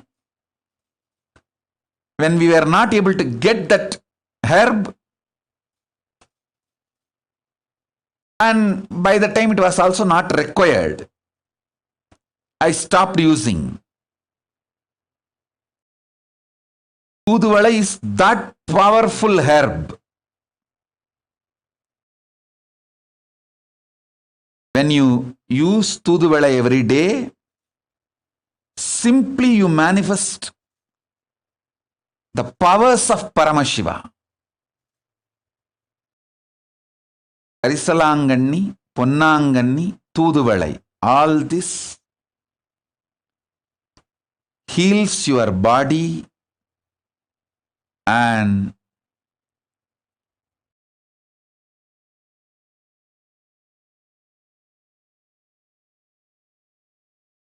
makes you manifest the powers.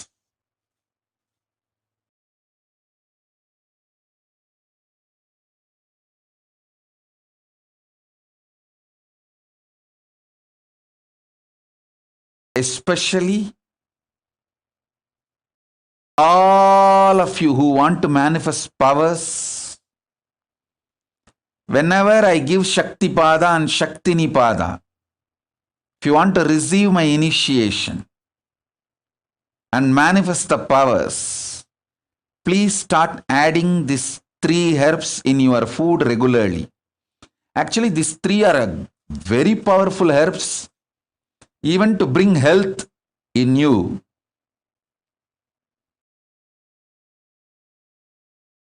How much quantity to use? You can just Google any Ayurvedic or Siddha website. They'll tell you. Maybe 10 leaf maximum per day. 10 leaf of Karisalanganni, 10 leaf of Ponnanganni, 10 leaf of Tuduvalai. You can take it in the morning or noon or in the evening. You can make tea.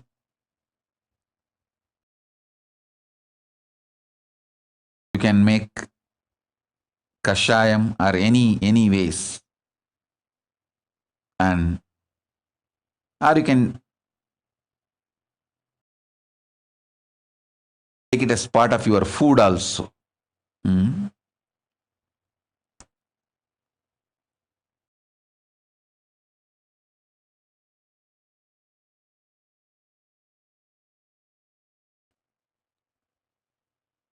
All the sannyasis, brahmacharis, Gurukul Balasans should take these 3 herbs every day.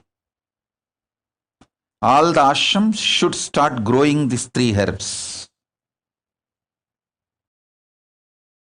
every day.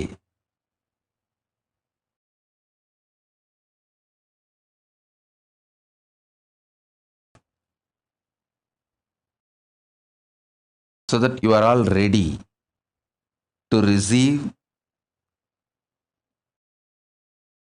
and get enlightened. This whole science which I am bringing now, just your integrity is enough. Wherever you are, your integrity is enough. You can connect and manifest enlightenment, enjoy the best things of superconsciousness, powers of Paramashiva.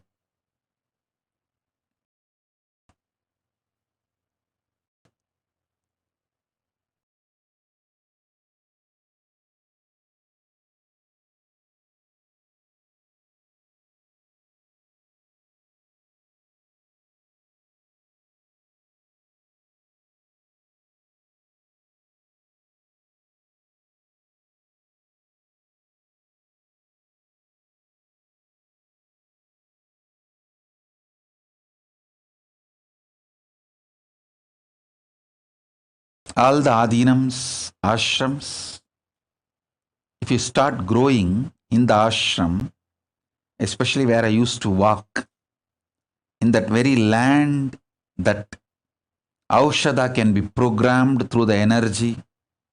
I brought enough energy from Kailasa. I'll program them for all of you to manifest enlightenment and powers of Paramashiva.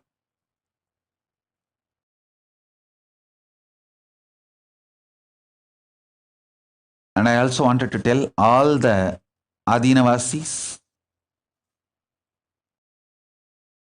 of all ashrams, if you grow this 3 herb and give freely to other devotees all over the world who can't grow on their own in their house, you will get all the punya, good karma and blessings.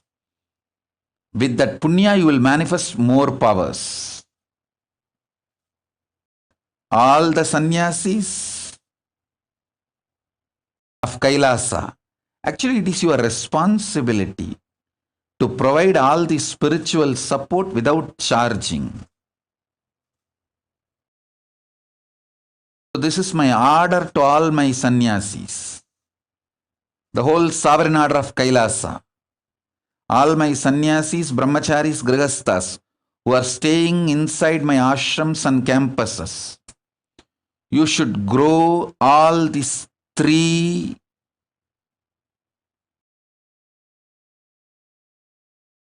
herbs. Karisalanganni, Tuduvalai, Punnanganni. And not only you can consume, you can enjoy it. You should distribute to anyone who has free of charge. Free of cost, you should give. Maybe you can let people pay the transport. Shipping expense they can pay. But the herbs themselves should be given freely, especially grown in our campuses where I lived, where I used to walk around, where that breathing space is there still intensely. Tiruvannamalai Ashram, Adi Kailash, Bididi, Salem Adinam, Rajapalayam. These are the ashrams. Hyderabad, where I physically, literally lived, walked around, energized that whole land, energy fields. All the ashrams I mentioned, all those Adinavasis should grow these herbs. You should use and share with the world. This is your responsibility. Devotees all over the world are donating money, funding us. So we should be doing this kind of spiritual support and services to everyone. It's our responsibility.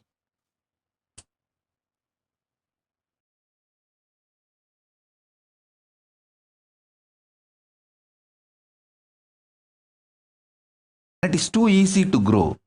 It's not difficult, very easy to grow, especially in India. We have so much land. I used to go and stay in Rajapalayam. Rajapalayam, we have a 40-acre land, beautiful agriculture land inside a forest. I used to purposely go and stay there. People used to ask, why Swamiji going and staying in that forest? I said, hey, I'm energizing this whole area. You guys don't know, in future, so many Siddha, Aushadhi herbs are going to grow here, which will be useful for the whole world, which will be useful for the people to manifest powers.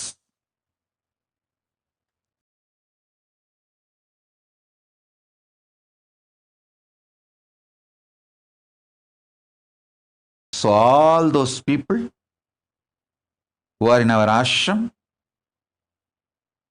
it's my order, take this as Guru Vak, grow these 3 herbs, you also enjoy and share it with the world, free of charge. All the Aushadha cannot be sold. Paramashiva is very clear. Education, medical care, food, these 3 has to be absolutely free of charge in Hindu tradition. When you are giving education, you can accept Guru Dakshina, which is voluntary. People offer, it can be accepted. But the transaction or the bargain cannot exist as a compulsory prerequisite for knowledge transmission.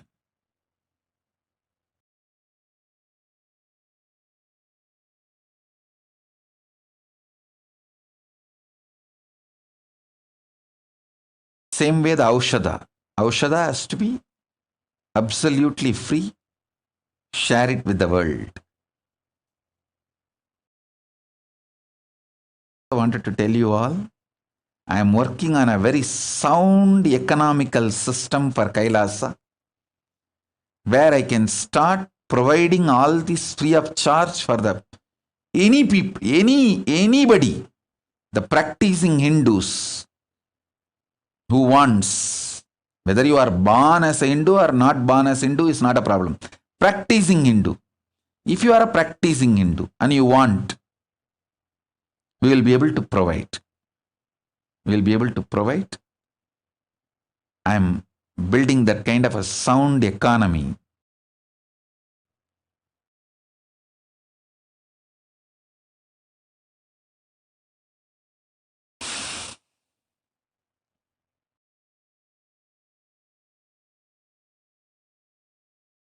The real economy of the future is conscious centric, not money centric. It is conscious centric. Usefulness to the world, usefulness to the human beings, usefulness for the human consciousness to get enlightened.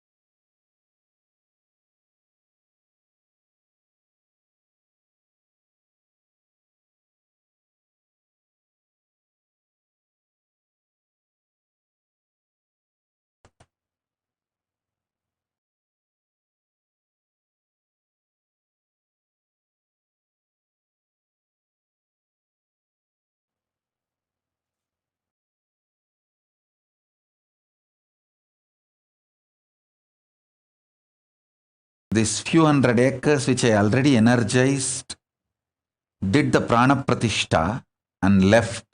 See, in Hindu tradition,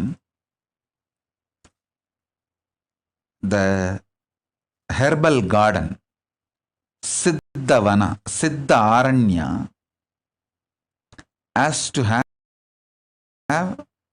Vastu Santi, Mooligai Saba Nivarti, Mooligai Prana Pratishtai, all these rituals have to be done to the land, to that whole energy field. Fortunately, in those days itself, by the grace of Paramashiva, all the land which was donated to our Sangha in India and many other countries, I have done this, creating an energy field to Vastu Dosha Nivarti, Mooligai Saba Nivarti, Mooligai Prana Pratishtai, all the traditional, the spiritually energizing process, especially Biddi,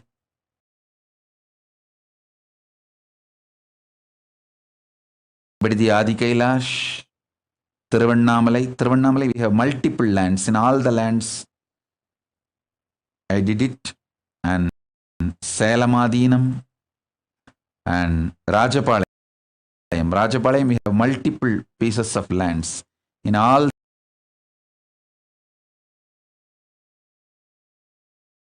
lands, I did it. And Erode,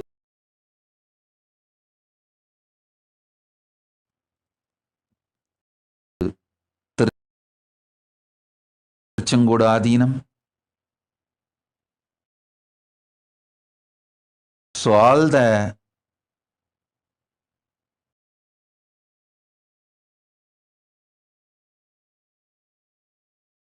order of Kailasa, Brahmacharis, Grihasthas, Sannyasis, Naishtika Brahmacharis of the Kailasa,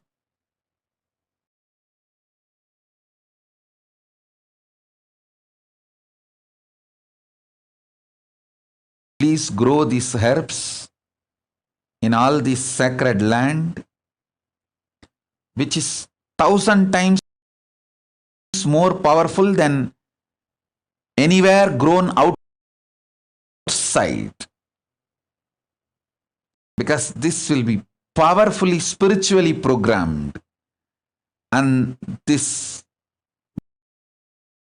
which we grow inside our energy fields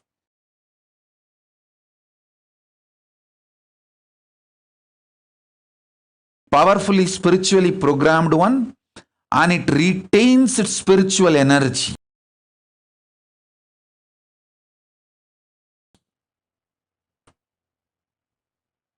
Directly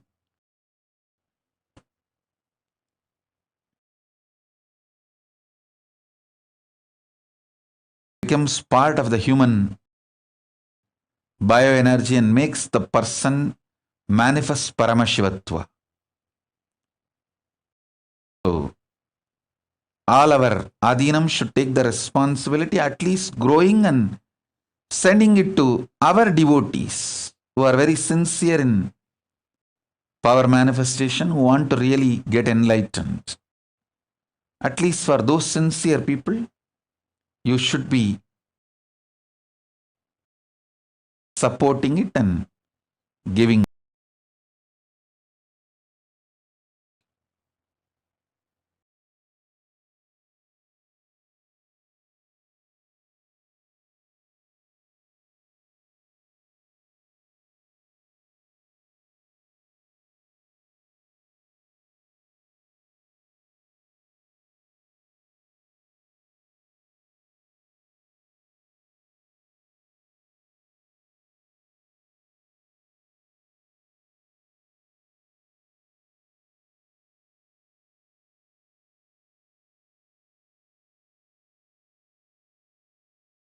I'll continue with further satsangs and initiations to transmit this sacred enlightenment science and power manifestation science, which I brought from Kailasa with all of you.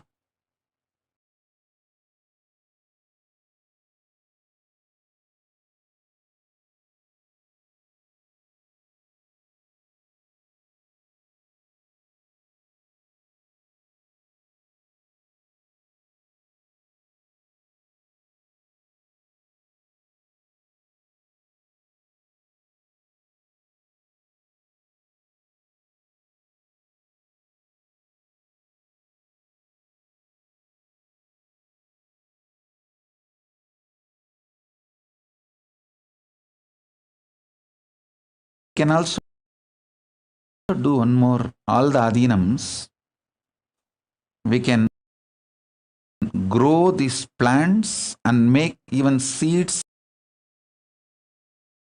these plants and that to people all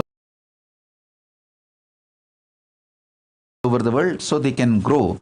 That seed will have the same power, same spiritual energy and spiritual programming. So that service also is great service.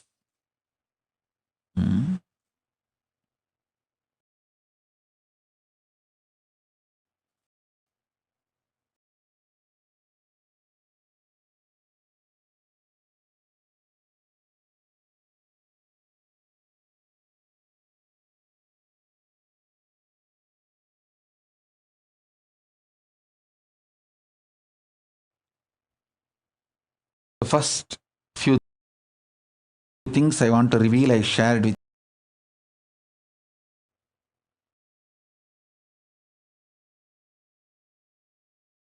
I have many more things to reveal. I'll reveal in further satsangs. For now, this. So essence of what I wanted to convey. Be alive, protect yourself from corona, corona delta plus, and all other multicolor fungus, black fungus, yellow fungus, green fungus, so many other variants and other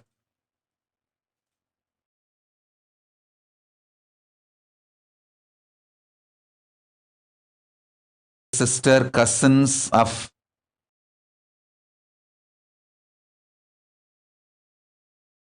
this corona. Protect yourself from all of this by double layer quarantining.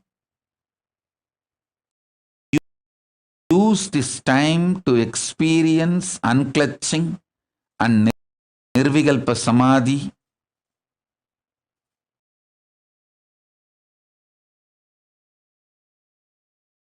Don't waste your time.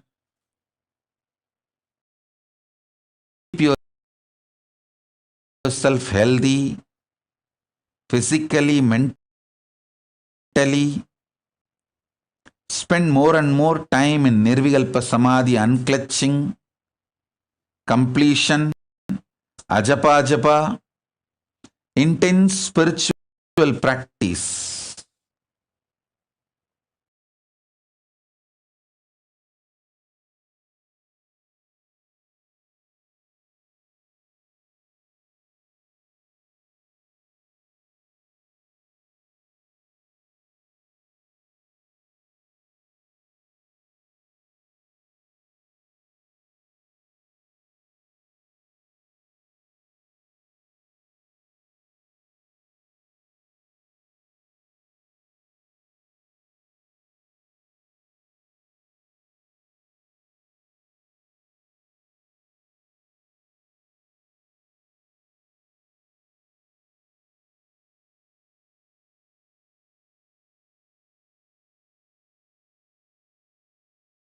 Don't waste this time.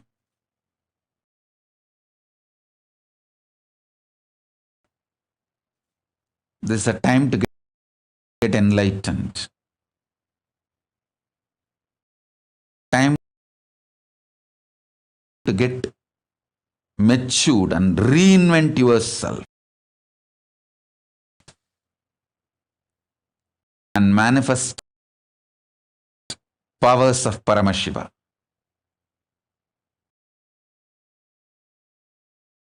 So with this,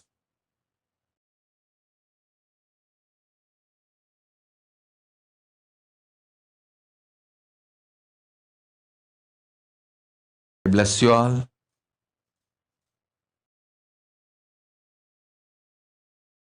Let's all radiate with integrity, authenticity, responsibility, enriching, causing, living Shuddhatvaita Saivam, Paramadvaita, Paramadvaitam, the Shuddhatvaita Saivam, the state, space, powers, being, superconsciousness.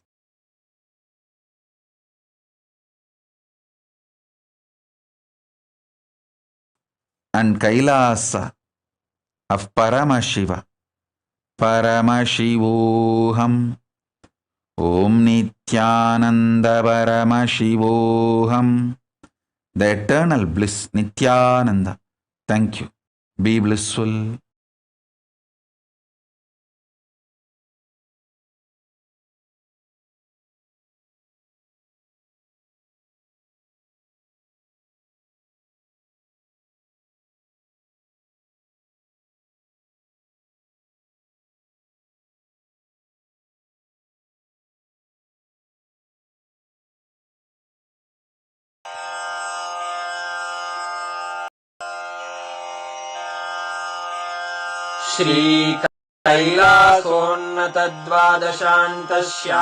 श्रीकैलासोन्नतद्वादशान्तश्यामलापीठारूढ Meenakshi सुन्दरेश्वरा भिन्नस्वरूप परशिवपुत्र रत्न कुमार गुरुमण्यतुल्यावतार श्रीपार्वती स्तन्यपानलब्ध दिव्यज्ञान विश्रुत सकल निगमागमसारभूत द्राविड वेद प्रवक्त्रे श्रीमत्परमशिव करुणा समधिगत मुक्तामय चतुरश्रयान गीयमान छत्र चामर श्रीचिह्न काहलादि समस्त बिरदावल्यलङ्कृत ज्ञान विज्ञान चक्रवर्ती सर्वजन संघ सद्यो निर्वाण दीक्षा व्ययापवर्गवर्ष विश्राण जीमूत परमत कलभ केसरी शैव सिद्धान्त स्थापनाचार्य श्रीराजाधिराज पाण्ड्य महाराज गुरु क्षपण शाक्यादि महान्धकार निवारण ज्ञान भानु वीक्षणानर्हार्हध्वजोच्छेदन पूर्वक श्रीमद्वृषभध्वज स्थापक शैव समय कर्त्रे सर्वज्ञ पीठारूढ श्री जगद्गुरु श्री ज्ञान संबंध देशिक स्वामी वागीश सुंदर माणिक्य वाचक स्वामिनाम् अवतार भूत श्री ज्ञान संबंध स्वामी पुनरुद्धृत श्यामला पीठ सर्वज्ञ पीठ त्रिनवत्युत्तर द्विशततम गुरु महासन्निधान अरुणगिरि योगीश्वर परम्परागत अरुणाचल सर्वज्ञ पीठ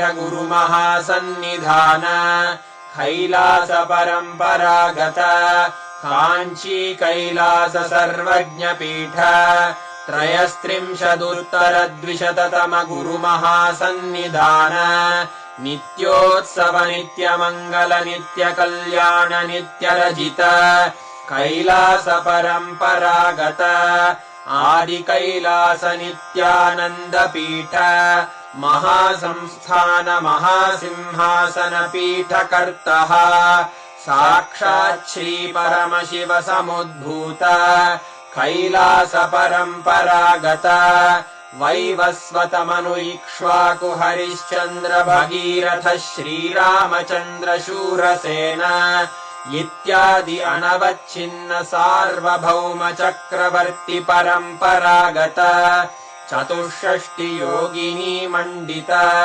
चतुष्षष्टि सम्प्रदाय प्रवर्तक मनुधर्म शासन सूर्यवंश प्राप्त सर्वज्ञपीठ सुराङ्गी साम्राज्य मूर्धाभिषिक्त चूडामणे साक्षात् श्री परमशिव समुद्भूत कपिल महामुद्भूत कपिल महागुरु पुनरुद्धृत महानिर्वाणि पीठ अष्टोत्तर सहस्र श्री महामण्डलेश्वर साक्षात् श्री परमशिव सिंहासनाभिषिक्त समस्त गणनायक श्री महागणपति समारंभ अनवच्छिन्न पीठाधीश्वर गुरु परंपरा प्राप्त अटल पीठ अष्टोत्तर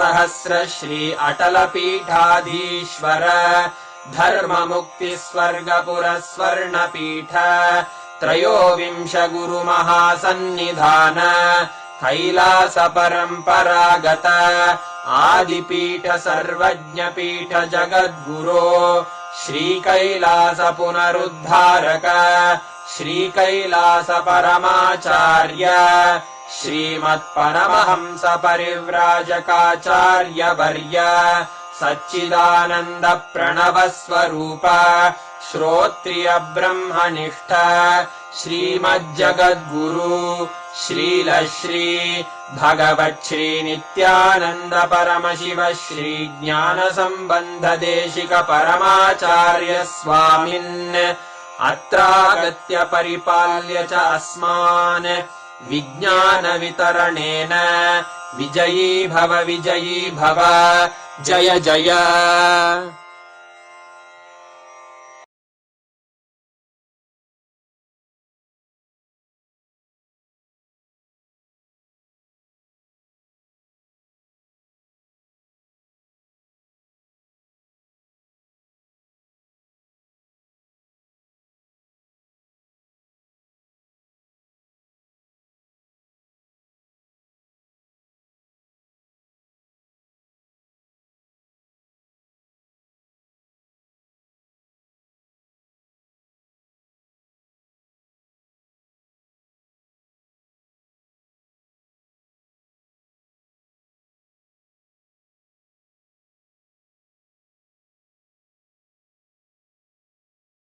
परमशिवोऽहम्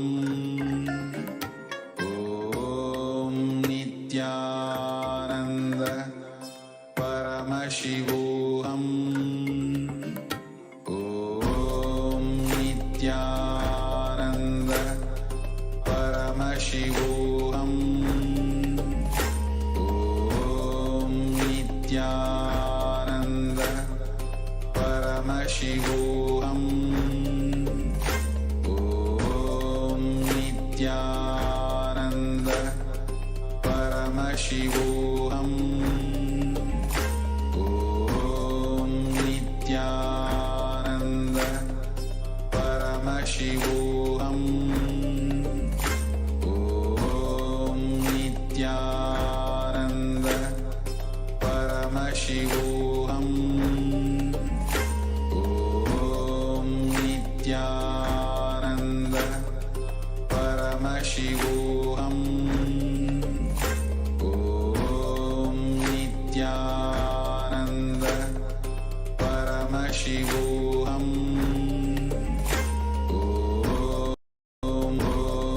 नित्यानन्द परमशिवोऽहम्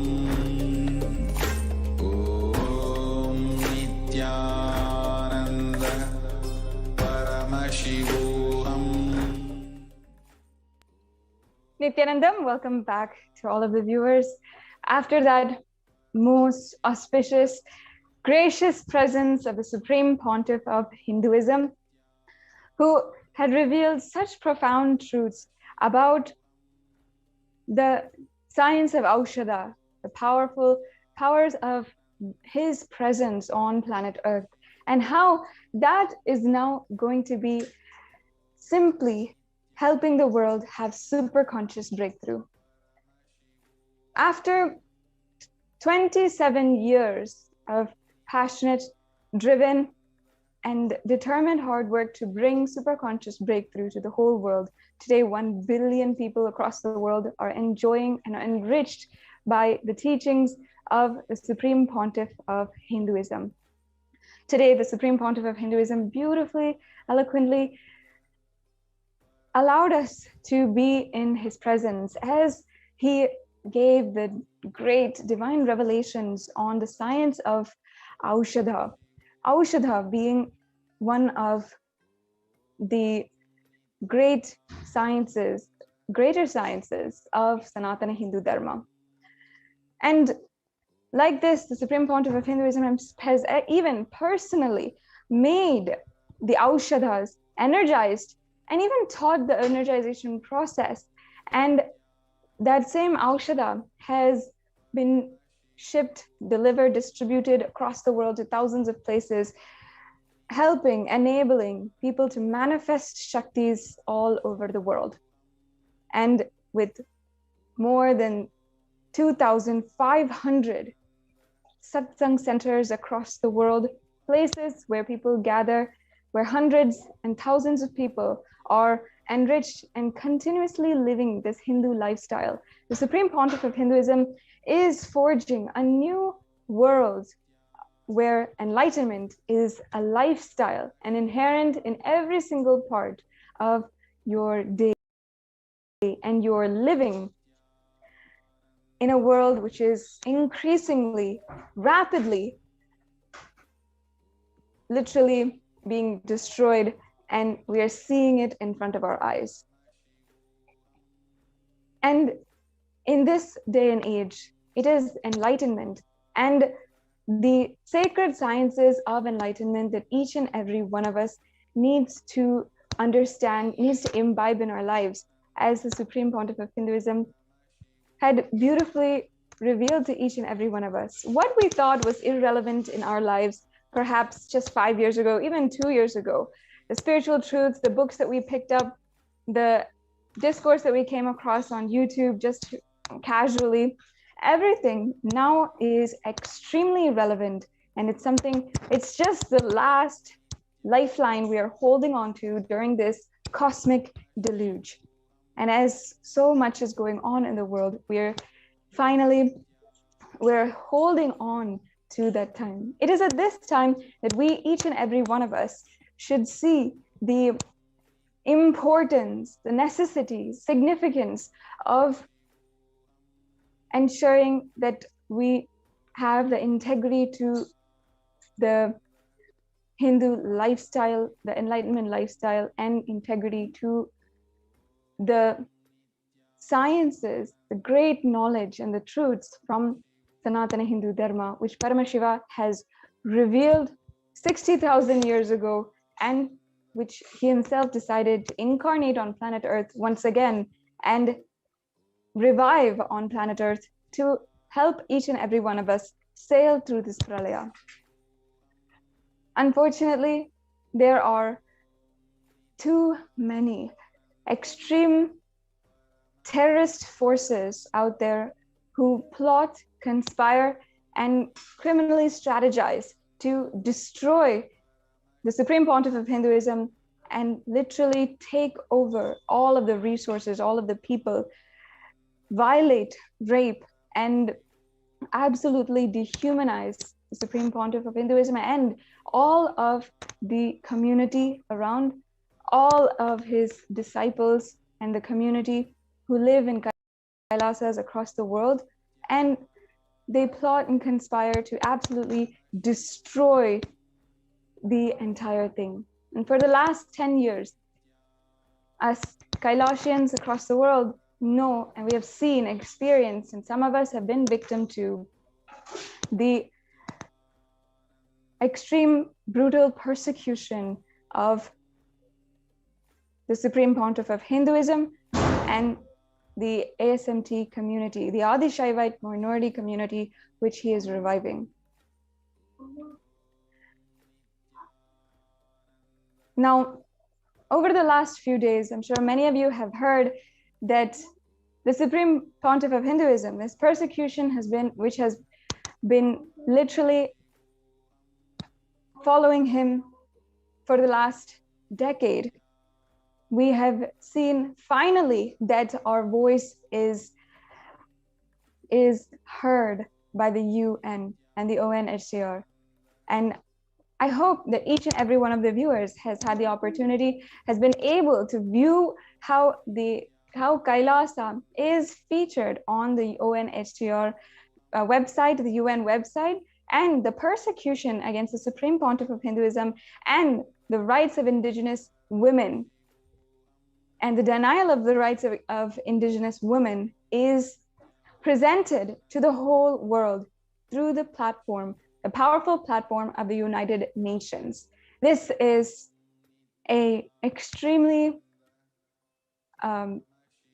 amazing, and it's an extremely amazing breakthrough for all of us Kailasians, and of course for Kailasa, to have, after 10 years of continuously being barbated by persecution, and across the world, in US, in India, in Canada, in Malaysia, we've been continuously under attack. And not only that, as disciples of the Supreme Pontiff of Hinduism and disciples who love and see our Guru as God, our caretaker of all of our worries, and who has literally helped us empower ourselves, taken care of our basic necessities and our spiritual necessities, everything needed for us to live a higher lifestyle and to enrich and encourage our ambition for a higher lifestyle and a higher experience of human life. The Supreme Pontiff of Hinduism has literally taken care of everything.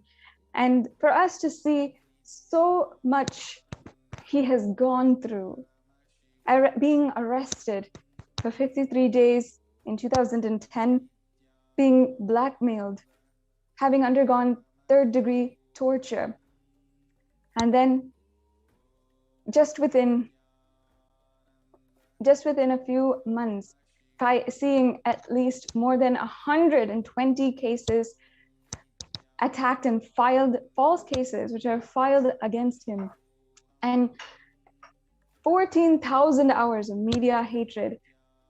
It has been so painful, devastating to see how someone who has brought so much of good in our lives and reintroduced each and every one of us to the pureness and goodness of our consciousness, our soul, to go through so much.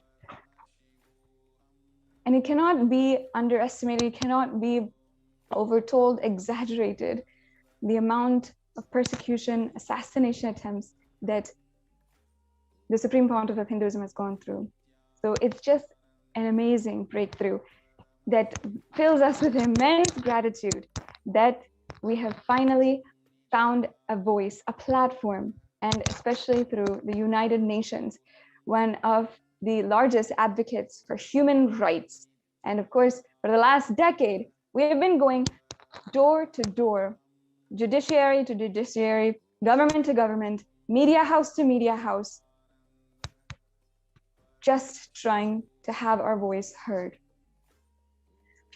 Today, over the last few days, since the time that the UN had recognized the persecution against the Supreme Pontiff of Hinduism and the ASMT women in the ASMT community, we have been requesting all the viewers on this platform who regularly tune into this platform to listen to our story further and help us establish our story to the whole world, establish the persecution of the Supreme Pontiff of Hinduism to the whole world, and help the whole world all the international media channels, all of the international organizations who we have a common cause with, all Hindus all over the world, to understand the truth of our story, the truth of the persecution of the Supreme Pontiff of Hinduism, and the stories of the personal trauma and stories of so many victims, children, women who underwent so much just for nothing, but because we want to be living the lifestyle of enlightenment and living under the guidance and teachings of the Supreme Pontiff of Hinduism. Over the past few days, we have been requesting each and every one of the viewers to share this victory that we've had, this final platform that we now have on the ONSCR website, where our story is being heard and legitimized by a very well-established international peaceful organization, and help us start to bring more and more good to the world, to help us defeat the attacks against the Supreme Pontiff of Hinduism and allow the mission of Kailasa, the tremendous good that can come to the world that the Supreme Pontiff of Hinduism, the incarnation of Paramashiva, descended on planet Earth for. Today, we would like to present to all of the viewers an extremely important aspect of the persecution against the Supreme Pontiff of Hinduism and the ASMT women. On the 2nd of March 2010, the whole world came to know, and for the first time, it became revealed to the masses the amount of persecution, conspiracy going on against the Supreme Pontiff of Hinduism, and how the objectification of the Supreme Pontiff of Hinduism and the objectification of women of the ASMT community has been proliferated and used as a weapon to start inciting hatred against women of the ASMT community and the Supreme Pontiff of Hinduism himself. And ultimately, this hatred was incited to such an extent to cause mob lynchings, to ultimately justify the propaganda against the Supreme Pontiff of Hinduism and justify the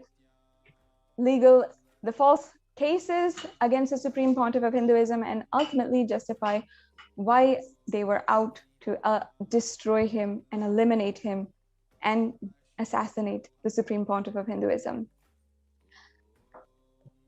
We'd like to begin, first of all, by explaining to all of the viewers how in Sanatana Hindu Dharma, original Sanatana Hindu Dharma, the practice and lifestyle of the Adi Shaivite minority tradition was a absolutely zero discrimination community. And it's not a community, I should say, it's a civilization where zero discrimination was tolerated. And not only this, an invaluable teaching of all inclusiveness and acceptance was proliferated among every single individual, every single being in the ASMT community. And for a civilization to happen, all genders were accepted. And not only that, there were 11 genders which had been accepted, recognized, and people lived, whether it's a male, female, bisexual, and different sexual orientations, all of them were accepted in Hinduism, recognized, and also empowered for their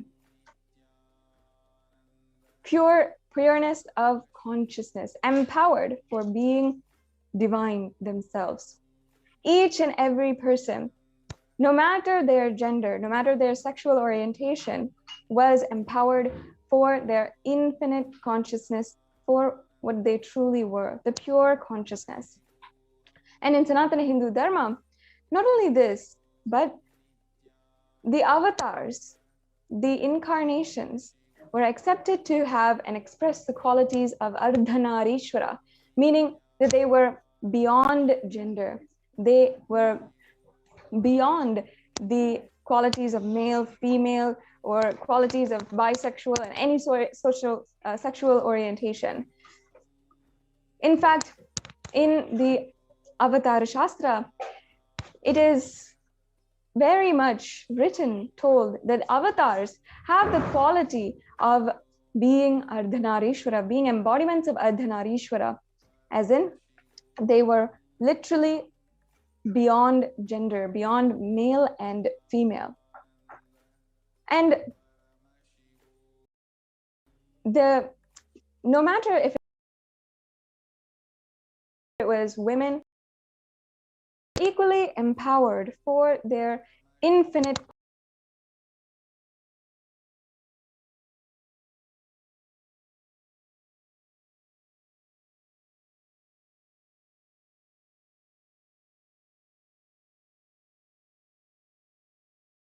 possibility.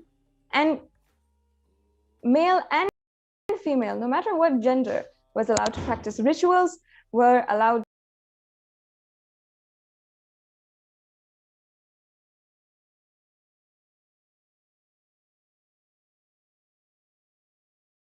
take up sannyas, were allowed to take up the lifestyle of being inside of the monastic order. They were allowed to be in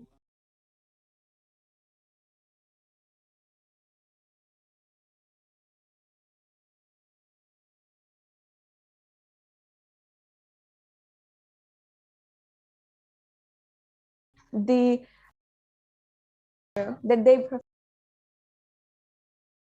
that they choose by their nature, and they were able to empower themselves where they felt was right and true to themselves, express themselves as they wished.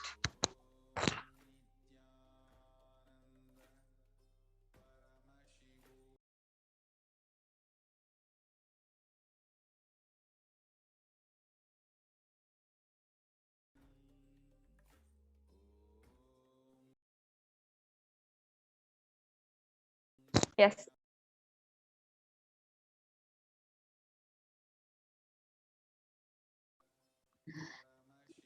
As I was saying, in Sanatana Hindu Dharma, the 11 genders were accepted, and each and every single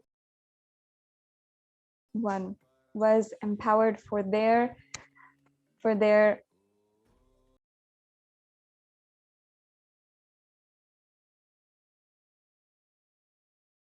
infinite possibility.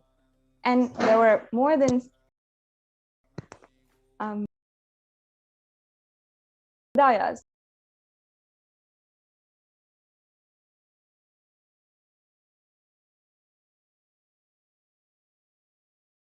They were empowered, and all genders lived in one civilization, in harmonious equality, in harmonious living.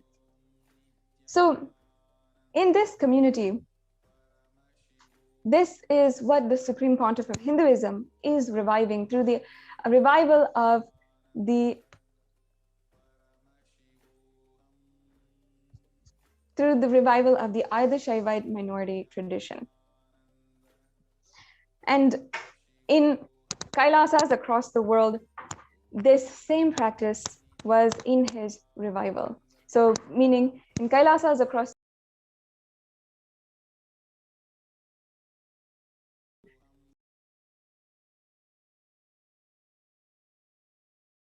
women, and women are allowed to practice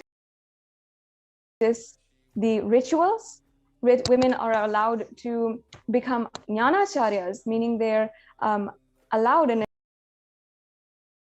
enabled, empowered to become spiritual teachers and guides in anyone's path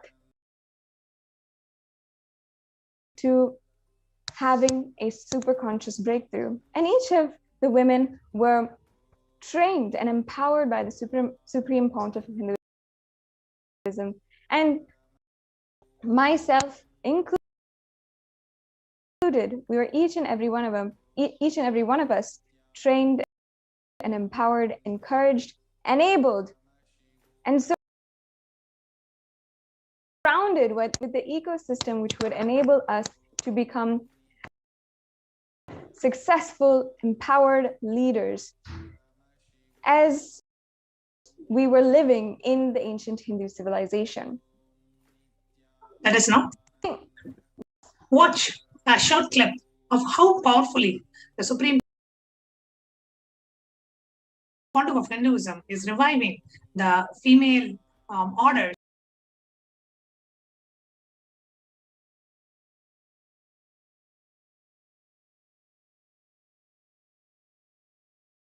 especially the female sannyas order and the female Rudra Kanya order. So we have a short clip that we want to play with you about the Rudra Kanya Sampradaya being revived by the Supreme Pontiff of Hinduism.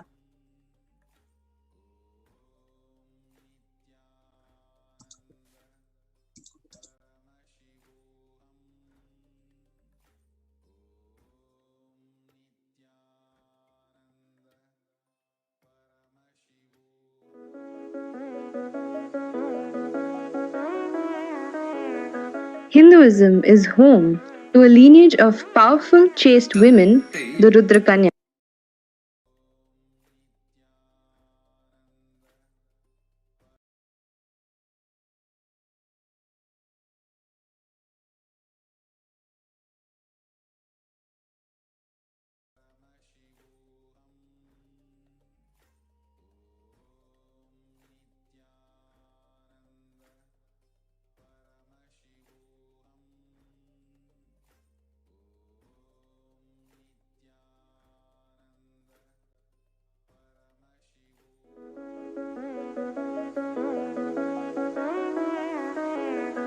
Hinduism is home to a lineage of powerful, chaste women, the Rudra Kanyas. They embody a ferocious statement of devotion and chastity to Mahasadashiva.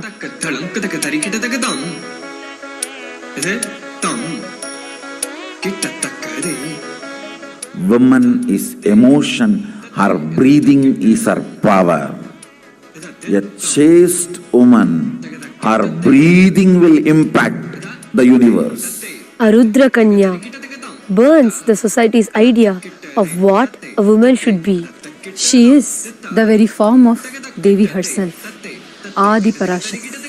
She is eternally auspicious, Nitya Sumangali. She is the embodiment of chastity, where every cell in her body lives only for Mahasadashiva. In Hindu tradition, there are beautiful sampradaya, the Rudrakanya Sampradaya, the sacred strong women, sacred powerful women who are dispassionate, who have no strings attached, who are completely in the space of Vairagya, most sacred, most powerful space. This whole generation, the Sampradaya of Rudrakanyas, dedicated their life for keeping the sacred science of Vedagamic tradition.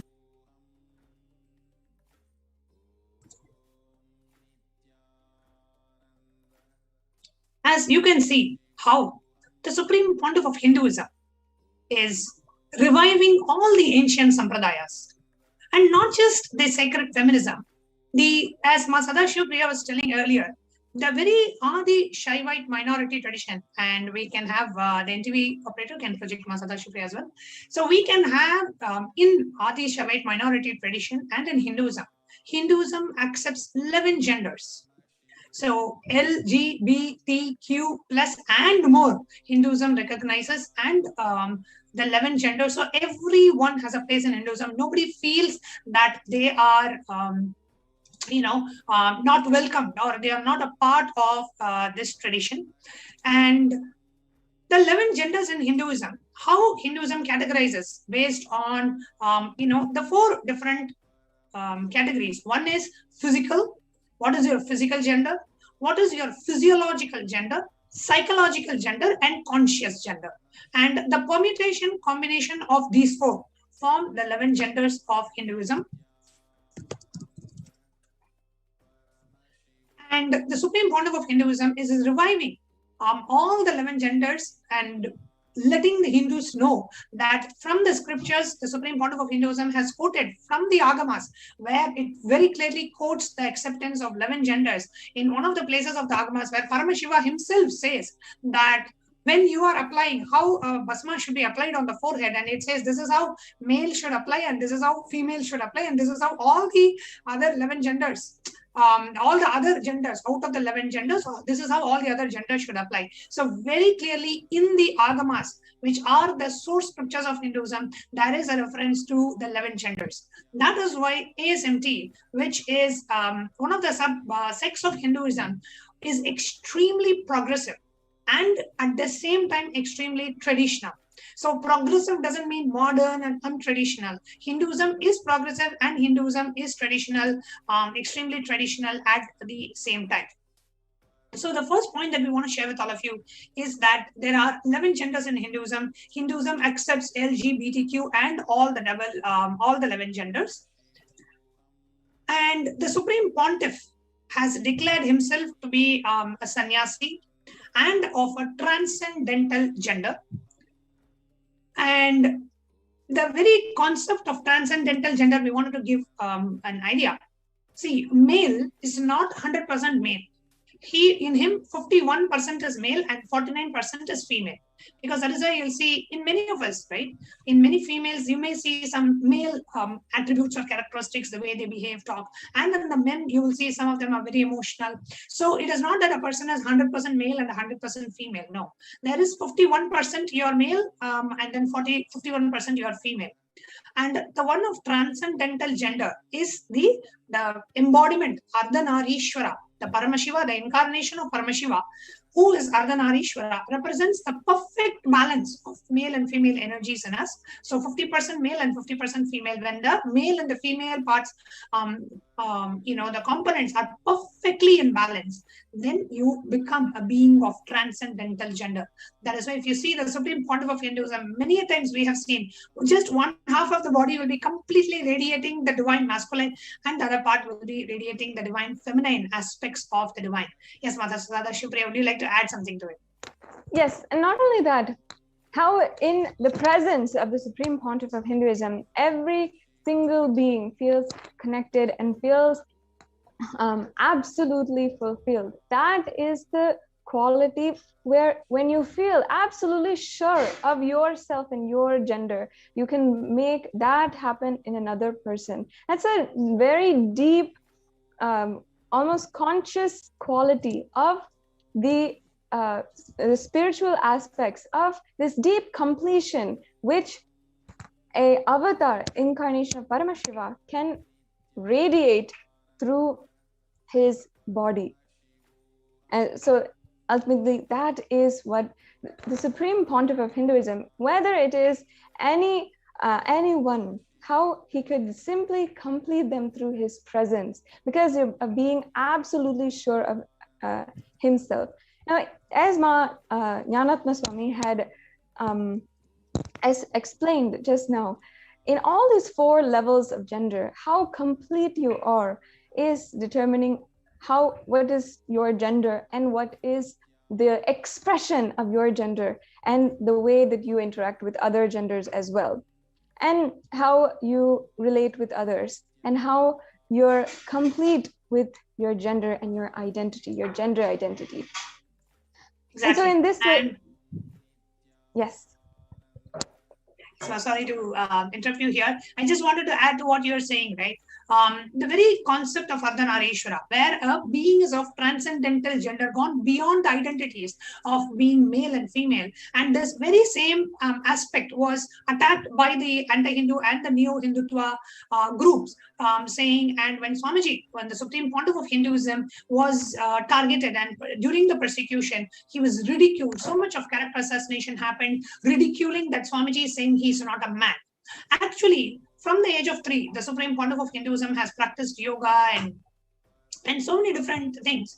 And his entire body is a yogic physiology and a yogic physique, where the Supreme Pontiff of Hinduism is demonstrating the highest aspects of yoga, where his body has gone beyond the gender of male and female. And when the Supreme Pontiff of Hinduism was arrested illegally by the anti-Hindu elements and by the Neo-Hindutva group attacking, that's when the Supreme Pontiff revealed that the Supreme Pontiff is of transcendental gender. He's gone beyond the male and female, and you can do a medical test and you will see very clearly the Supreme Pontiff is of transcendental gender. His body does not have the male characteristics of an adult male.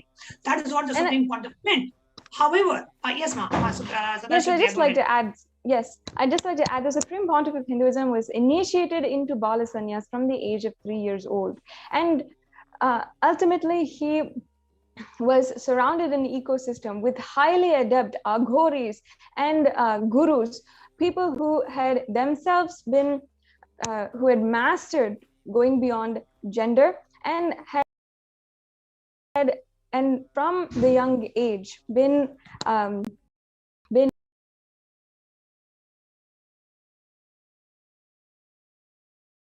able to express these powers, express these higher qualities of going beyond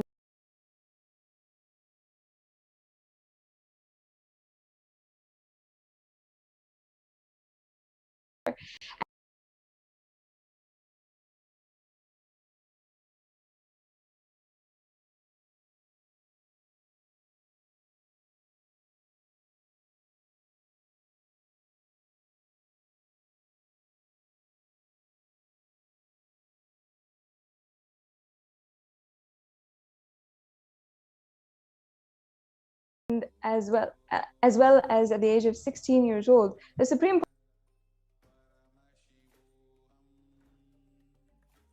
how he had been able to accomplish the superconscious mutation for celibacy, and as well he had then after that been initiated as the incarnation of Paramashiva at the age of 16. So at the age of 16 itself, he had demonstrated to some of the most esteemed gurus in India itself, and to the most accomplished Aghori sadhus as well. And he established how he had expressed the quality of the superconscious mutation for celibacy, and therefore he had been and therefore once he had established that, demonstrated that, the Supreme Pontiff of Hinduism was initiated in the Yoga Pattabhishekam at the age of 16 years old.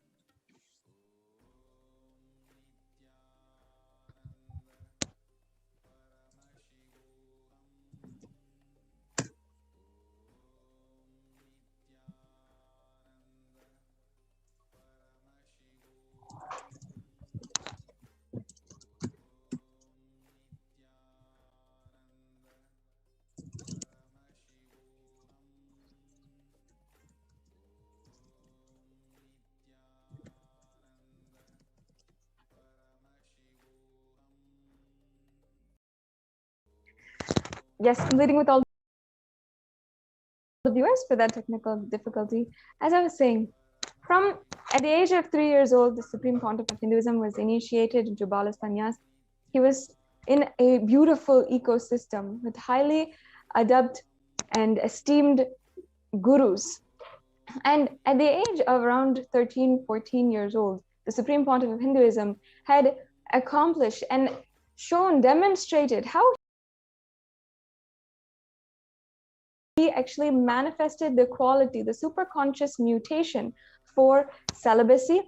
And he demonstrated this to the most esteemed Aghori sadhus in India. And just recently, in September last year, the Supreme Pontiff of Hinduism revealed how this mutation process had happened, what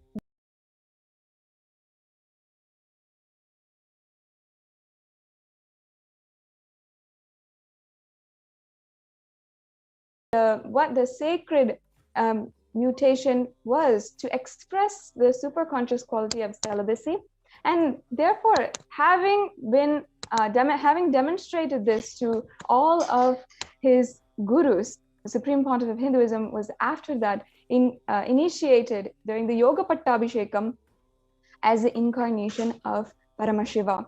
So from the age of 3 years old, and of course his happening on planet Earth himself had established that he was an incarnation and expressing the qualities beyond gender.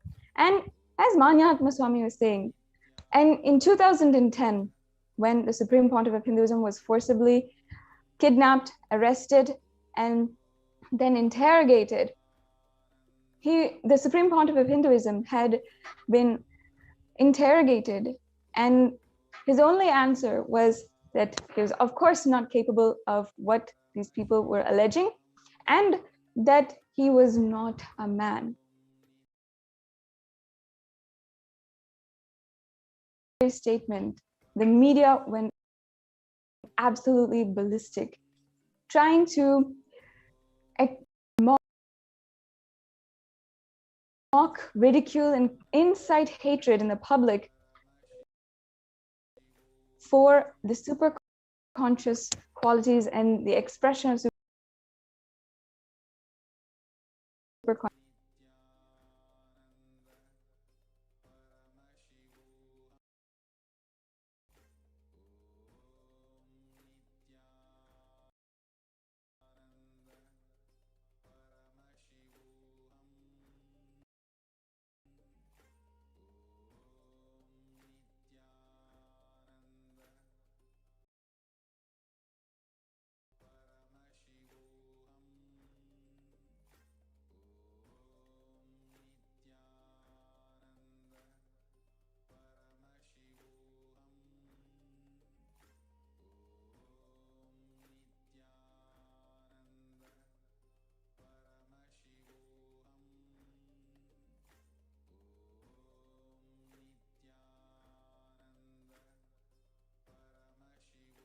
Sentiments of millions of Kailasians, of disciples of the Supreme Pontiff across the world.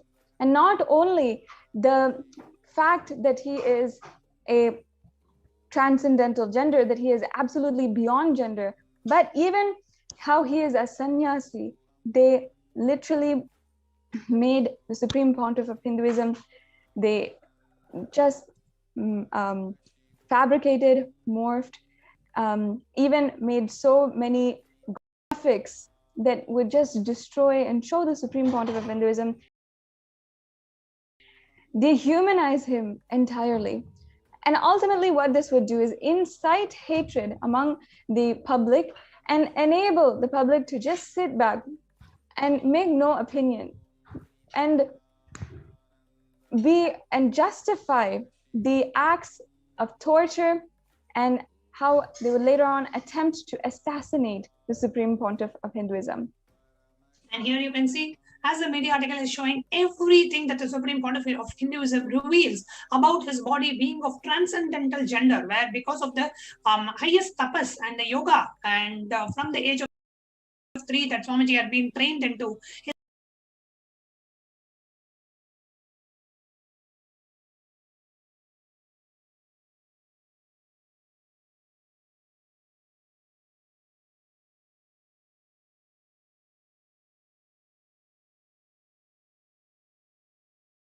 carrying a male body. He said, my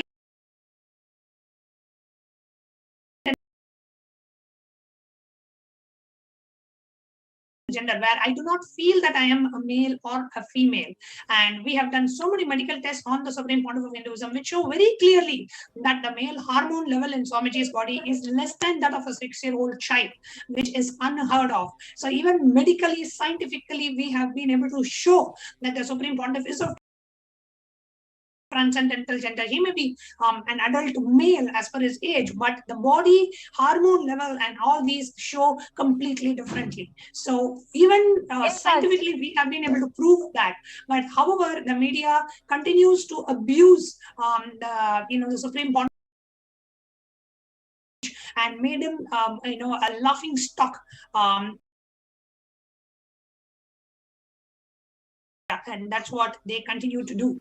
And in fact, the medical records that were done in 2014 show that the Supreme Pontiff of Hinduism expresses the testosterone levels of a 6-year-old, literally a 6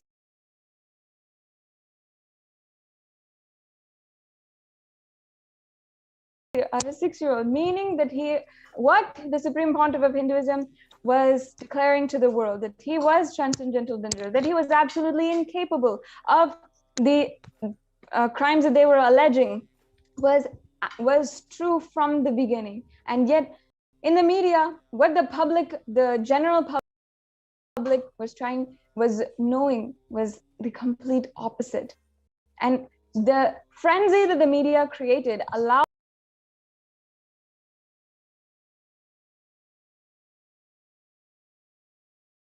and the neo-Hindutva militant forces to kidnap the Supreme Pontiff of Hinduism and torture him, trying to get a false confession out of him, and then trying to assassinate him ultimately. And not only this, in so many different ways, the Hindu culture that the Supreme Pontiff of Hinduism was reviving. For example, saying that linga worship was phallic worship, and saying that the way that the Supreme Pontiff of Hinduism was dressing was cross-dressing. All of this is absolute crimes against Sanatana Hindu Dharma that we have not shown to the world and have not told to the world. And finally, only through today, when the UN is recognizing the persecution of the Supreme Pontiff of Hinduism, we are actually having a voice for all of these absolute crimes and the denial of human rights of Hindus, and of course, ultimately the Supreme Pontiff of Hinduism himself. And it is not just the Supreme Pontiff of Hinduism. Of course, the Supreme Pontiff of Hinduism went through the most brutal, with over 70 assassination attempts over the course of 10 years. And so many other attacks to all of his adinams across the world too, and how literally in all different directions, attack was being filed against the Supreme Pontiff of Hinduism, whether it's physical attack in the properties and in the adinams, whether it was direct physical attack against the Supreme Pontiff of Hinduism and his physical body, or it was his disciples. It was always. I just wanted to, Sadashivri, at this moment, I just wanted to pause and just share a very short clip, a revelation by the Supreme Pontiff of Hinduism about his own gender. Let's watch the short clip. Yes, ma'am.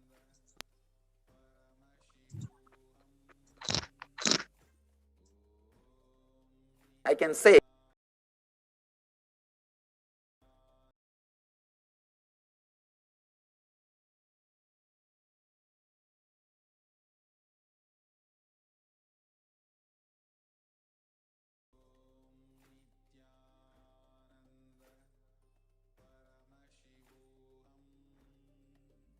first thing,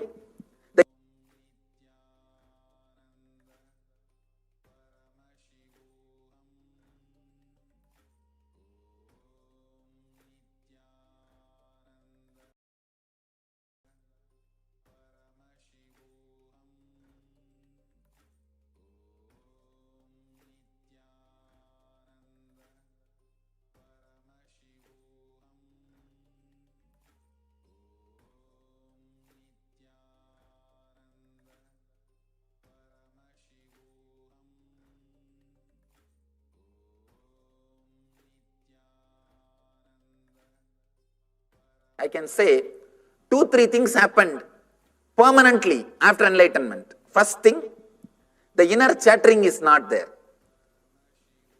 The gap which I gave just now, even in that few seconds, there's no word. Pure space.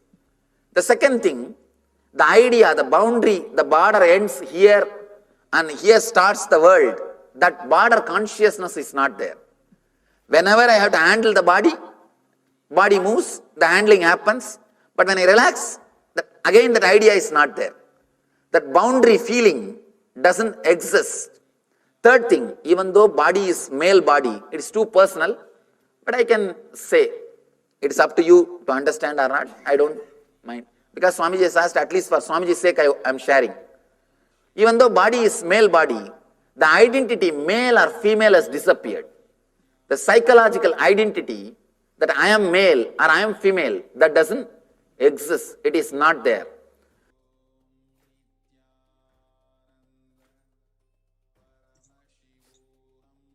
Like the Supreme Pontiff of Hinduism revealed, that very identity that I am male or I am female is not there. And this has been continuously been ridiculed in the media.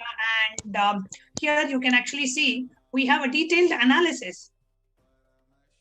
And we have published in the nithyanandatruth.org, where very clearly it shows that the Supreme Pontiff is of transcendental gender. And for those of you who are keen, you can go ahead and read this article, which is in the nithyanandatruth.org. I'll just project the article here, where it says the medical test established Paramahamsa Nithyananda is beyond sexuality. So even the medical reports and records very clearly show the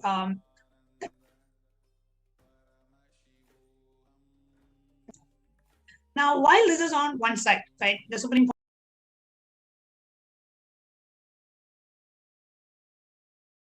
elements continue to ridicule and continue to isolate Supreme Pontiff of Hinduism, just inciting mob hatred and mocking him based on the gender, and projecting him as if he is of gay and he's of the third gender and whatnot.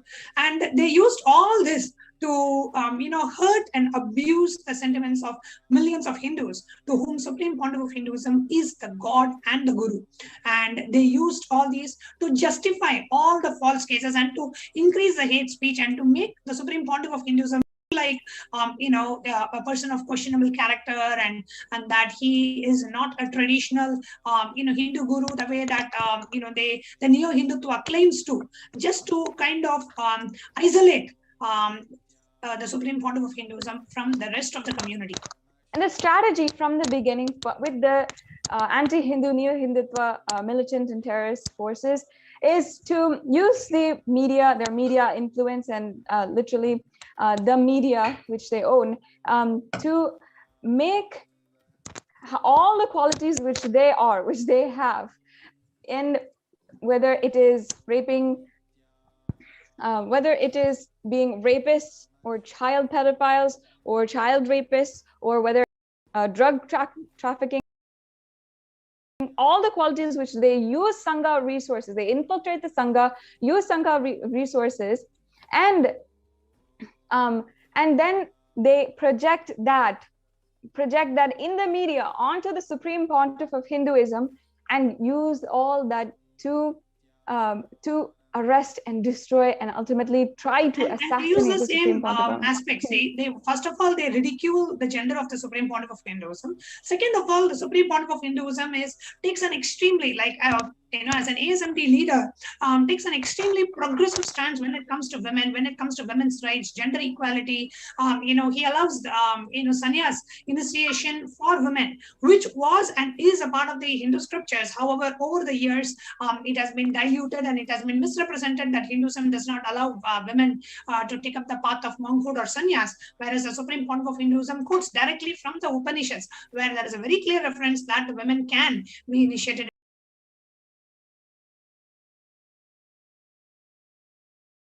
Sannyas. So one is initiating women into sannyas. Second is reviving the Rudra Kanya Sampradaya, where these beings, the Rudra Kanyas, are that special order where they perform, they dedicate their life in service of Paramashiva, and they are extremely adept in performing arts like dance and music, and these Rudra Kanyas are the ones where they take care of the temple, they take care of the temple treasures, they perform rituals in the temple, they dance, do performing arts only for Paramashiva, not for any human being. So it's a very sacred sect of Rudra Kanyas, which was again criminalized and misrepresented as prostitutes, and the whole order of Rudrakanyas was destroyed. Now the Supreme Pontiff is reviving that. So one is the Sanya Sampradaya, one is the Rudrakanya Sampradaya, and not just that, in terms of Bhairavi, the Bhairavis, the Sampradaya of Bhairavis, Rishis, Rishikas, Vanaprasthis, every order, the female order, Swamiji is reviving. And also women in leadership positions. If you see in Kailasa and in Nithyananda Sangha, we have so many women in leadership positions who head different organizations or who head different regions, like whom we call as the House of Representatives. We have more than 60% of the House of Representatives of Kailasa who are representing different geographical regions are women. And women do take leadership position in the Sangha. And if you see even in the Nithyananda TV hosting, most of us who conduct programs or who take these classes, we are women. And we are given this platform to come and share. So the Supreme Pontiff of Hinduism extremely progressive when it comes to stances taken for women and gender equality, and even allowing us to perform the temple rituals and do everything possible. And just because of this, the stance that the Supreme Pontiff of Hinduism takes towards women, he is being a prime target. Because the neo-Hindutva elements, if they want to do a cultural genocide of a community, in this case the Adi Shaivite minority tradition, they target the vulnerable segments of the society, which is women and children. So they targeted the indigenous women of ASMT, and they targeted the ASMT leader, which is the Supreme Pontiff of Hinduism. And exactly this particular segment, dimension of the persecution, has been recognized by the United Nations in the report, which you can download from the United Nations website. Yes, Masadashi. And not only that, Ma, so it's not just, of course, this is not just an isolated incident. It's not the first time we're seeing that the sexual assault, rape, child abuse is being used as a weapon of war against entire civilization. If we see the Cambodian genocide, Rwandan genocide, if we see even the Jewish Holocaust, rape and child abuse and the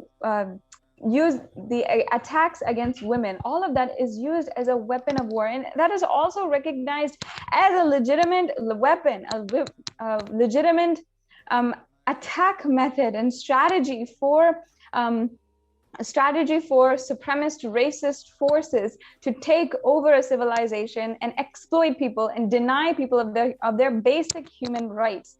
And of course, finally today we have a platform where the Hindus and the Hindu Holocaust and the Hindu the persecution against the Supreme Pontiff of Hinduism and the ASMT women is finally being heard.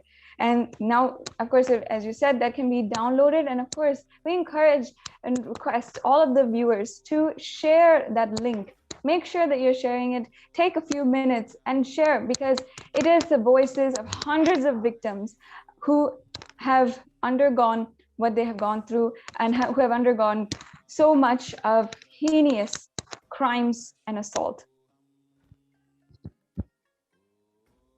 Absolutely. And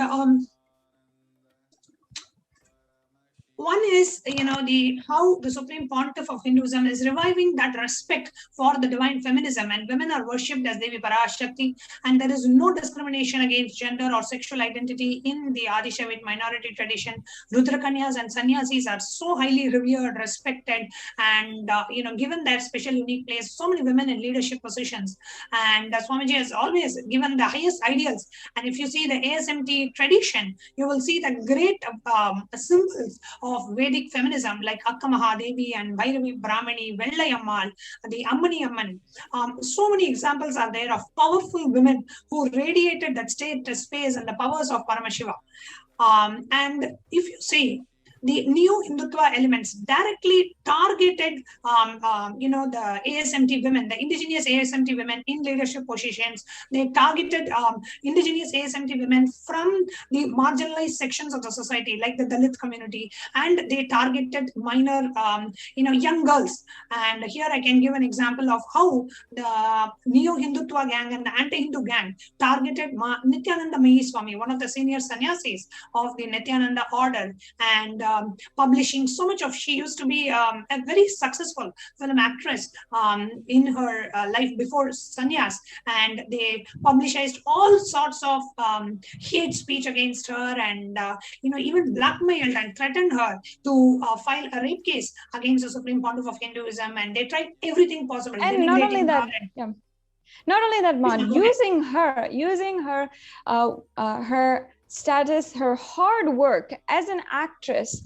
as a well-established actress with over 100 films, using all of that as a weapon to destroy the Supreme Pontiff of Hinduism, absolutely dehumanizing and making her invisible in their plots and schemes to destroy Sanatana Hindu Dharma and destroy the Supreme Pontiff of Hinduism. That's what they do with every single woman and children, and in their attacks against the Supreme Pontiff of Hinduism. They make us invisible, they make us weapons, and they try to make us weapons, and ultimately, even without our,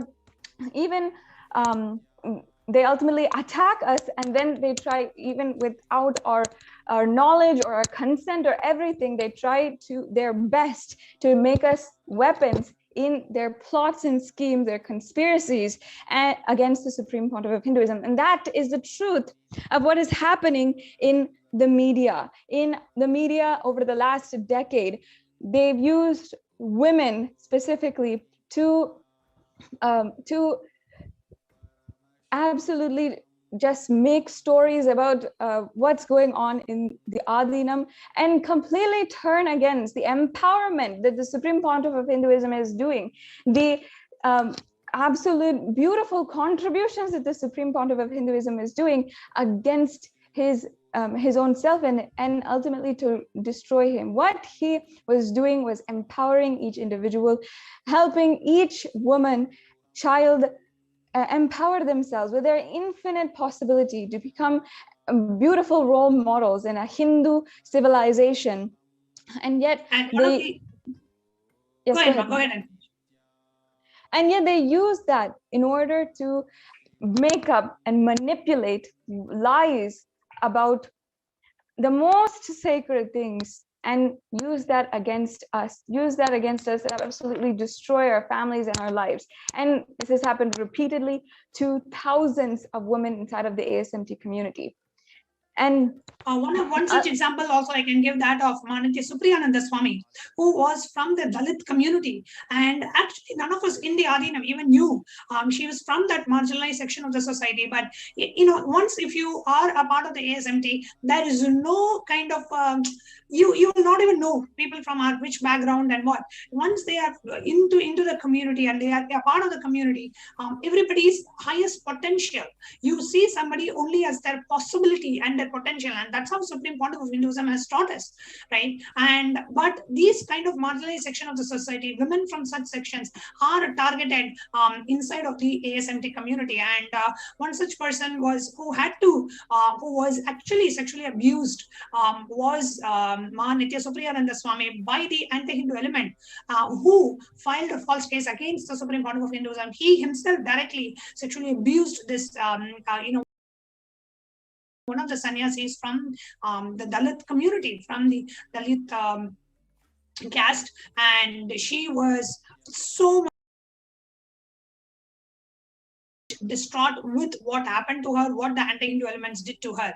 And another example that I can give is that of Nithyanandita, who was literally a 16-year-old. When she was just a 16-year-old girl, she was trolled in social media for coming out and fighting for the women's rights and standing for the beautiful divine symbol of Hinduism, divine feminine symbol of Hinduism, Andal, whom we worship, and she's revered even today for her unconditional love towards Bhagavan Venkateshwara. And just for that, she's worshipped and her songs are sung even till today.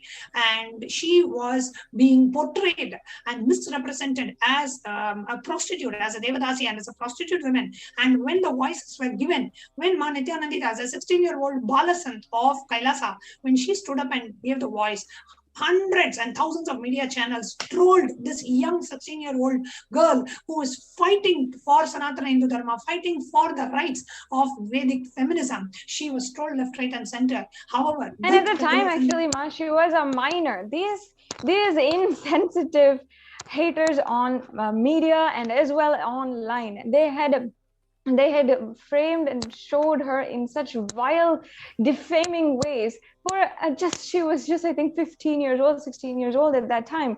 It was absolutely atrocious to see one of my sister sannyasis and her being projected in the media in such a extremely dehumanizing way. And this has happened for every single woman who decides to empower. See, one more point is, see, they all these balasans, these Nithyananda are led Swamiji not just as a guru, but has a spiritual father. And it's being told in the media as if there are like such vulgar images of portraying her with Swamiji, and it was so disheartening. And imagine for a minor girl, a 16-year-old girl, seeing such rubbish portrayals on the media, how it would have affected her as a small girl who wants to stand up and fight. What wrong she did? She fought for Hinduism. She stood for Vedic feminism. She stood as a real symbol of Vedic feminism and fought out in the world, and she ended up being trolled. So it is important that we as Hindus bring out the persecution that the indigenous women of Hinduism and of ASMT community have gone through. And thanks to the United Nations for publishing and recognizing the persecution of the Supreme Pontiff of Hinduism and Kailasa. And in the upcoming segments, we will be sharing more of the persecution that the Supreme Pontiff of Hinduism and as the women of ASMT community, what we have gone through. And we invite each and every one of you to please go ahead and share this information on social media with a hashtag which is projected on the screen. It's a little longer hashtag, so I'm going to read it out. It is hashtag UN recognizes persecution of SPH Nithyananda and Kailasa. So use this hashtag, share your thoughts on Twitter, on Facebook, share the official post on SPH JGM Nithyananda Paramashivam account on Facebook and on the official Twitter handle, retweet it, share and like, and also share the Facebook post and retweet. Yes, and also as we're wrapping up, make sure that anyone who has an interested ear and also who could also be of influence and share this to a bigger audience, to more people, including the Hindu the Hindu celebrities and the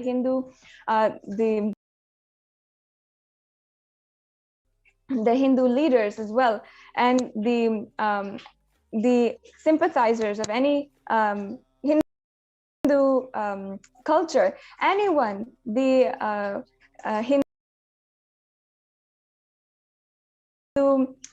anyone who is sympathizing with Hindu, if we share this born with them, Hindu, practicing Hindu, living Hindu, inspired about Hinduism, it is our responsibility to share this widely. Let the world know about the Holocaust and the persecution, Holocaust of Hinduism and the persecution against the Supreme Pontiff of Hinduism, Jagat Guru Mahasannidhanam, His Divine Holiness, Bhagavan Nithyananda Paramashivam and Kailasa.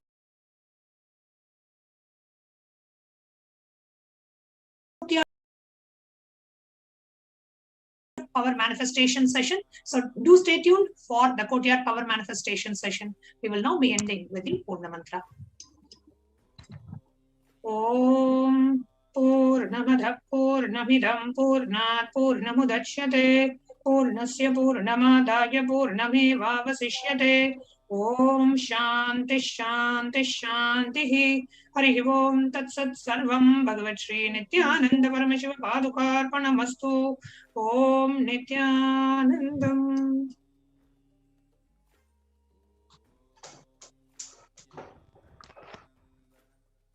Paramashivoham. Om Nithyananda Paramashivoham. Om Nithyananda Paramashivoham. Om Nithyananda Paramashivoham. Om Nithyananda Paramashivoham. Om Nithyananda Nithyananda Paramashivoham. Om Nithyananda.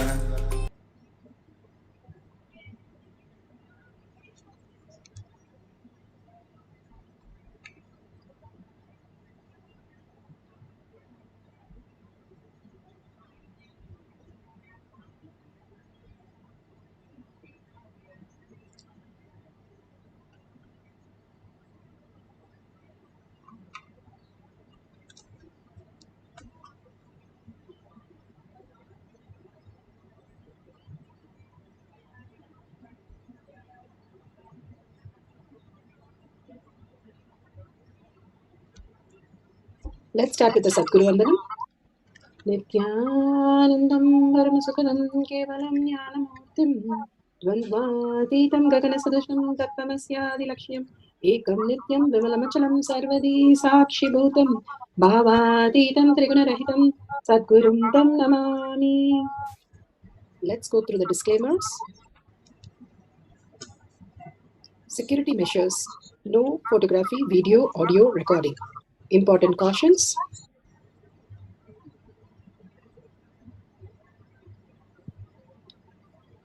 Please be aware of the important cautions.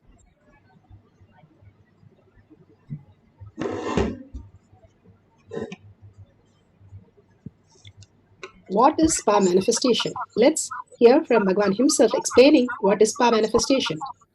All the 25 states of consciousness, when they happen in you, due to your chemicals and hormones ups and downs, it is powerlessness. When it happens in you, out of your free will and conscience,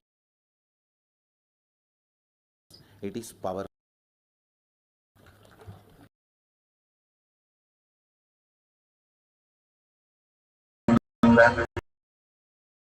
Paramashivoham. Om Nithyananda Paramashivoham.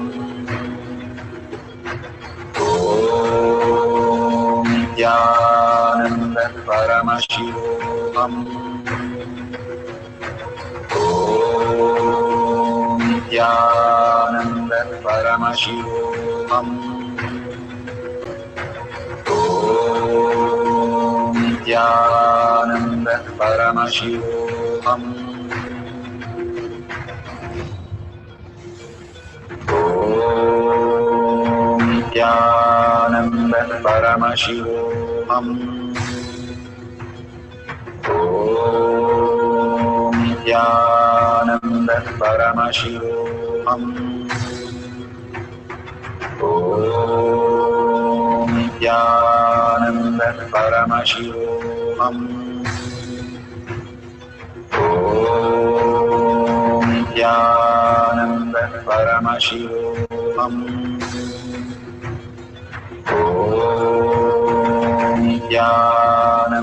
Paramashivoham. Om Nithyananda Paramashivoham. Om Nithyananda Paramashivoham. Om Nithyananda Paramashivoham. Om Nithyananda Paramashivoham.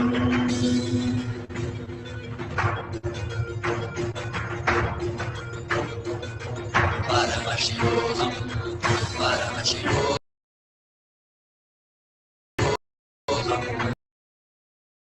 Let Paramashiva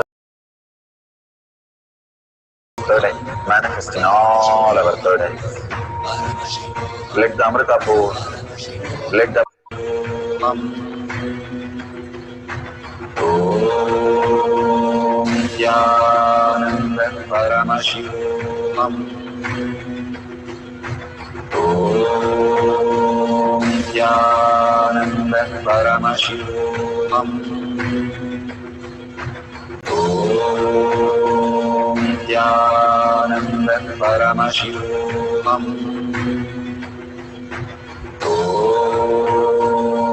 Nithyananda Paramashivoham. Om Nithyananda Paramashivoham. Om Nithyananda Paramashivoham. Om Nithyananda Paramashivoham.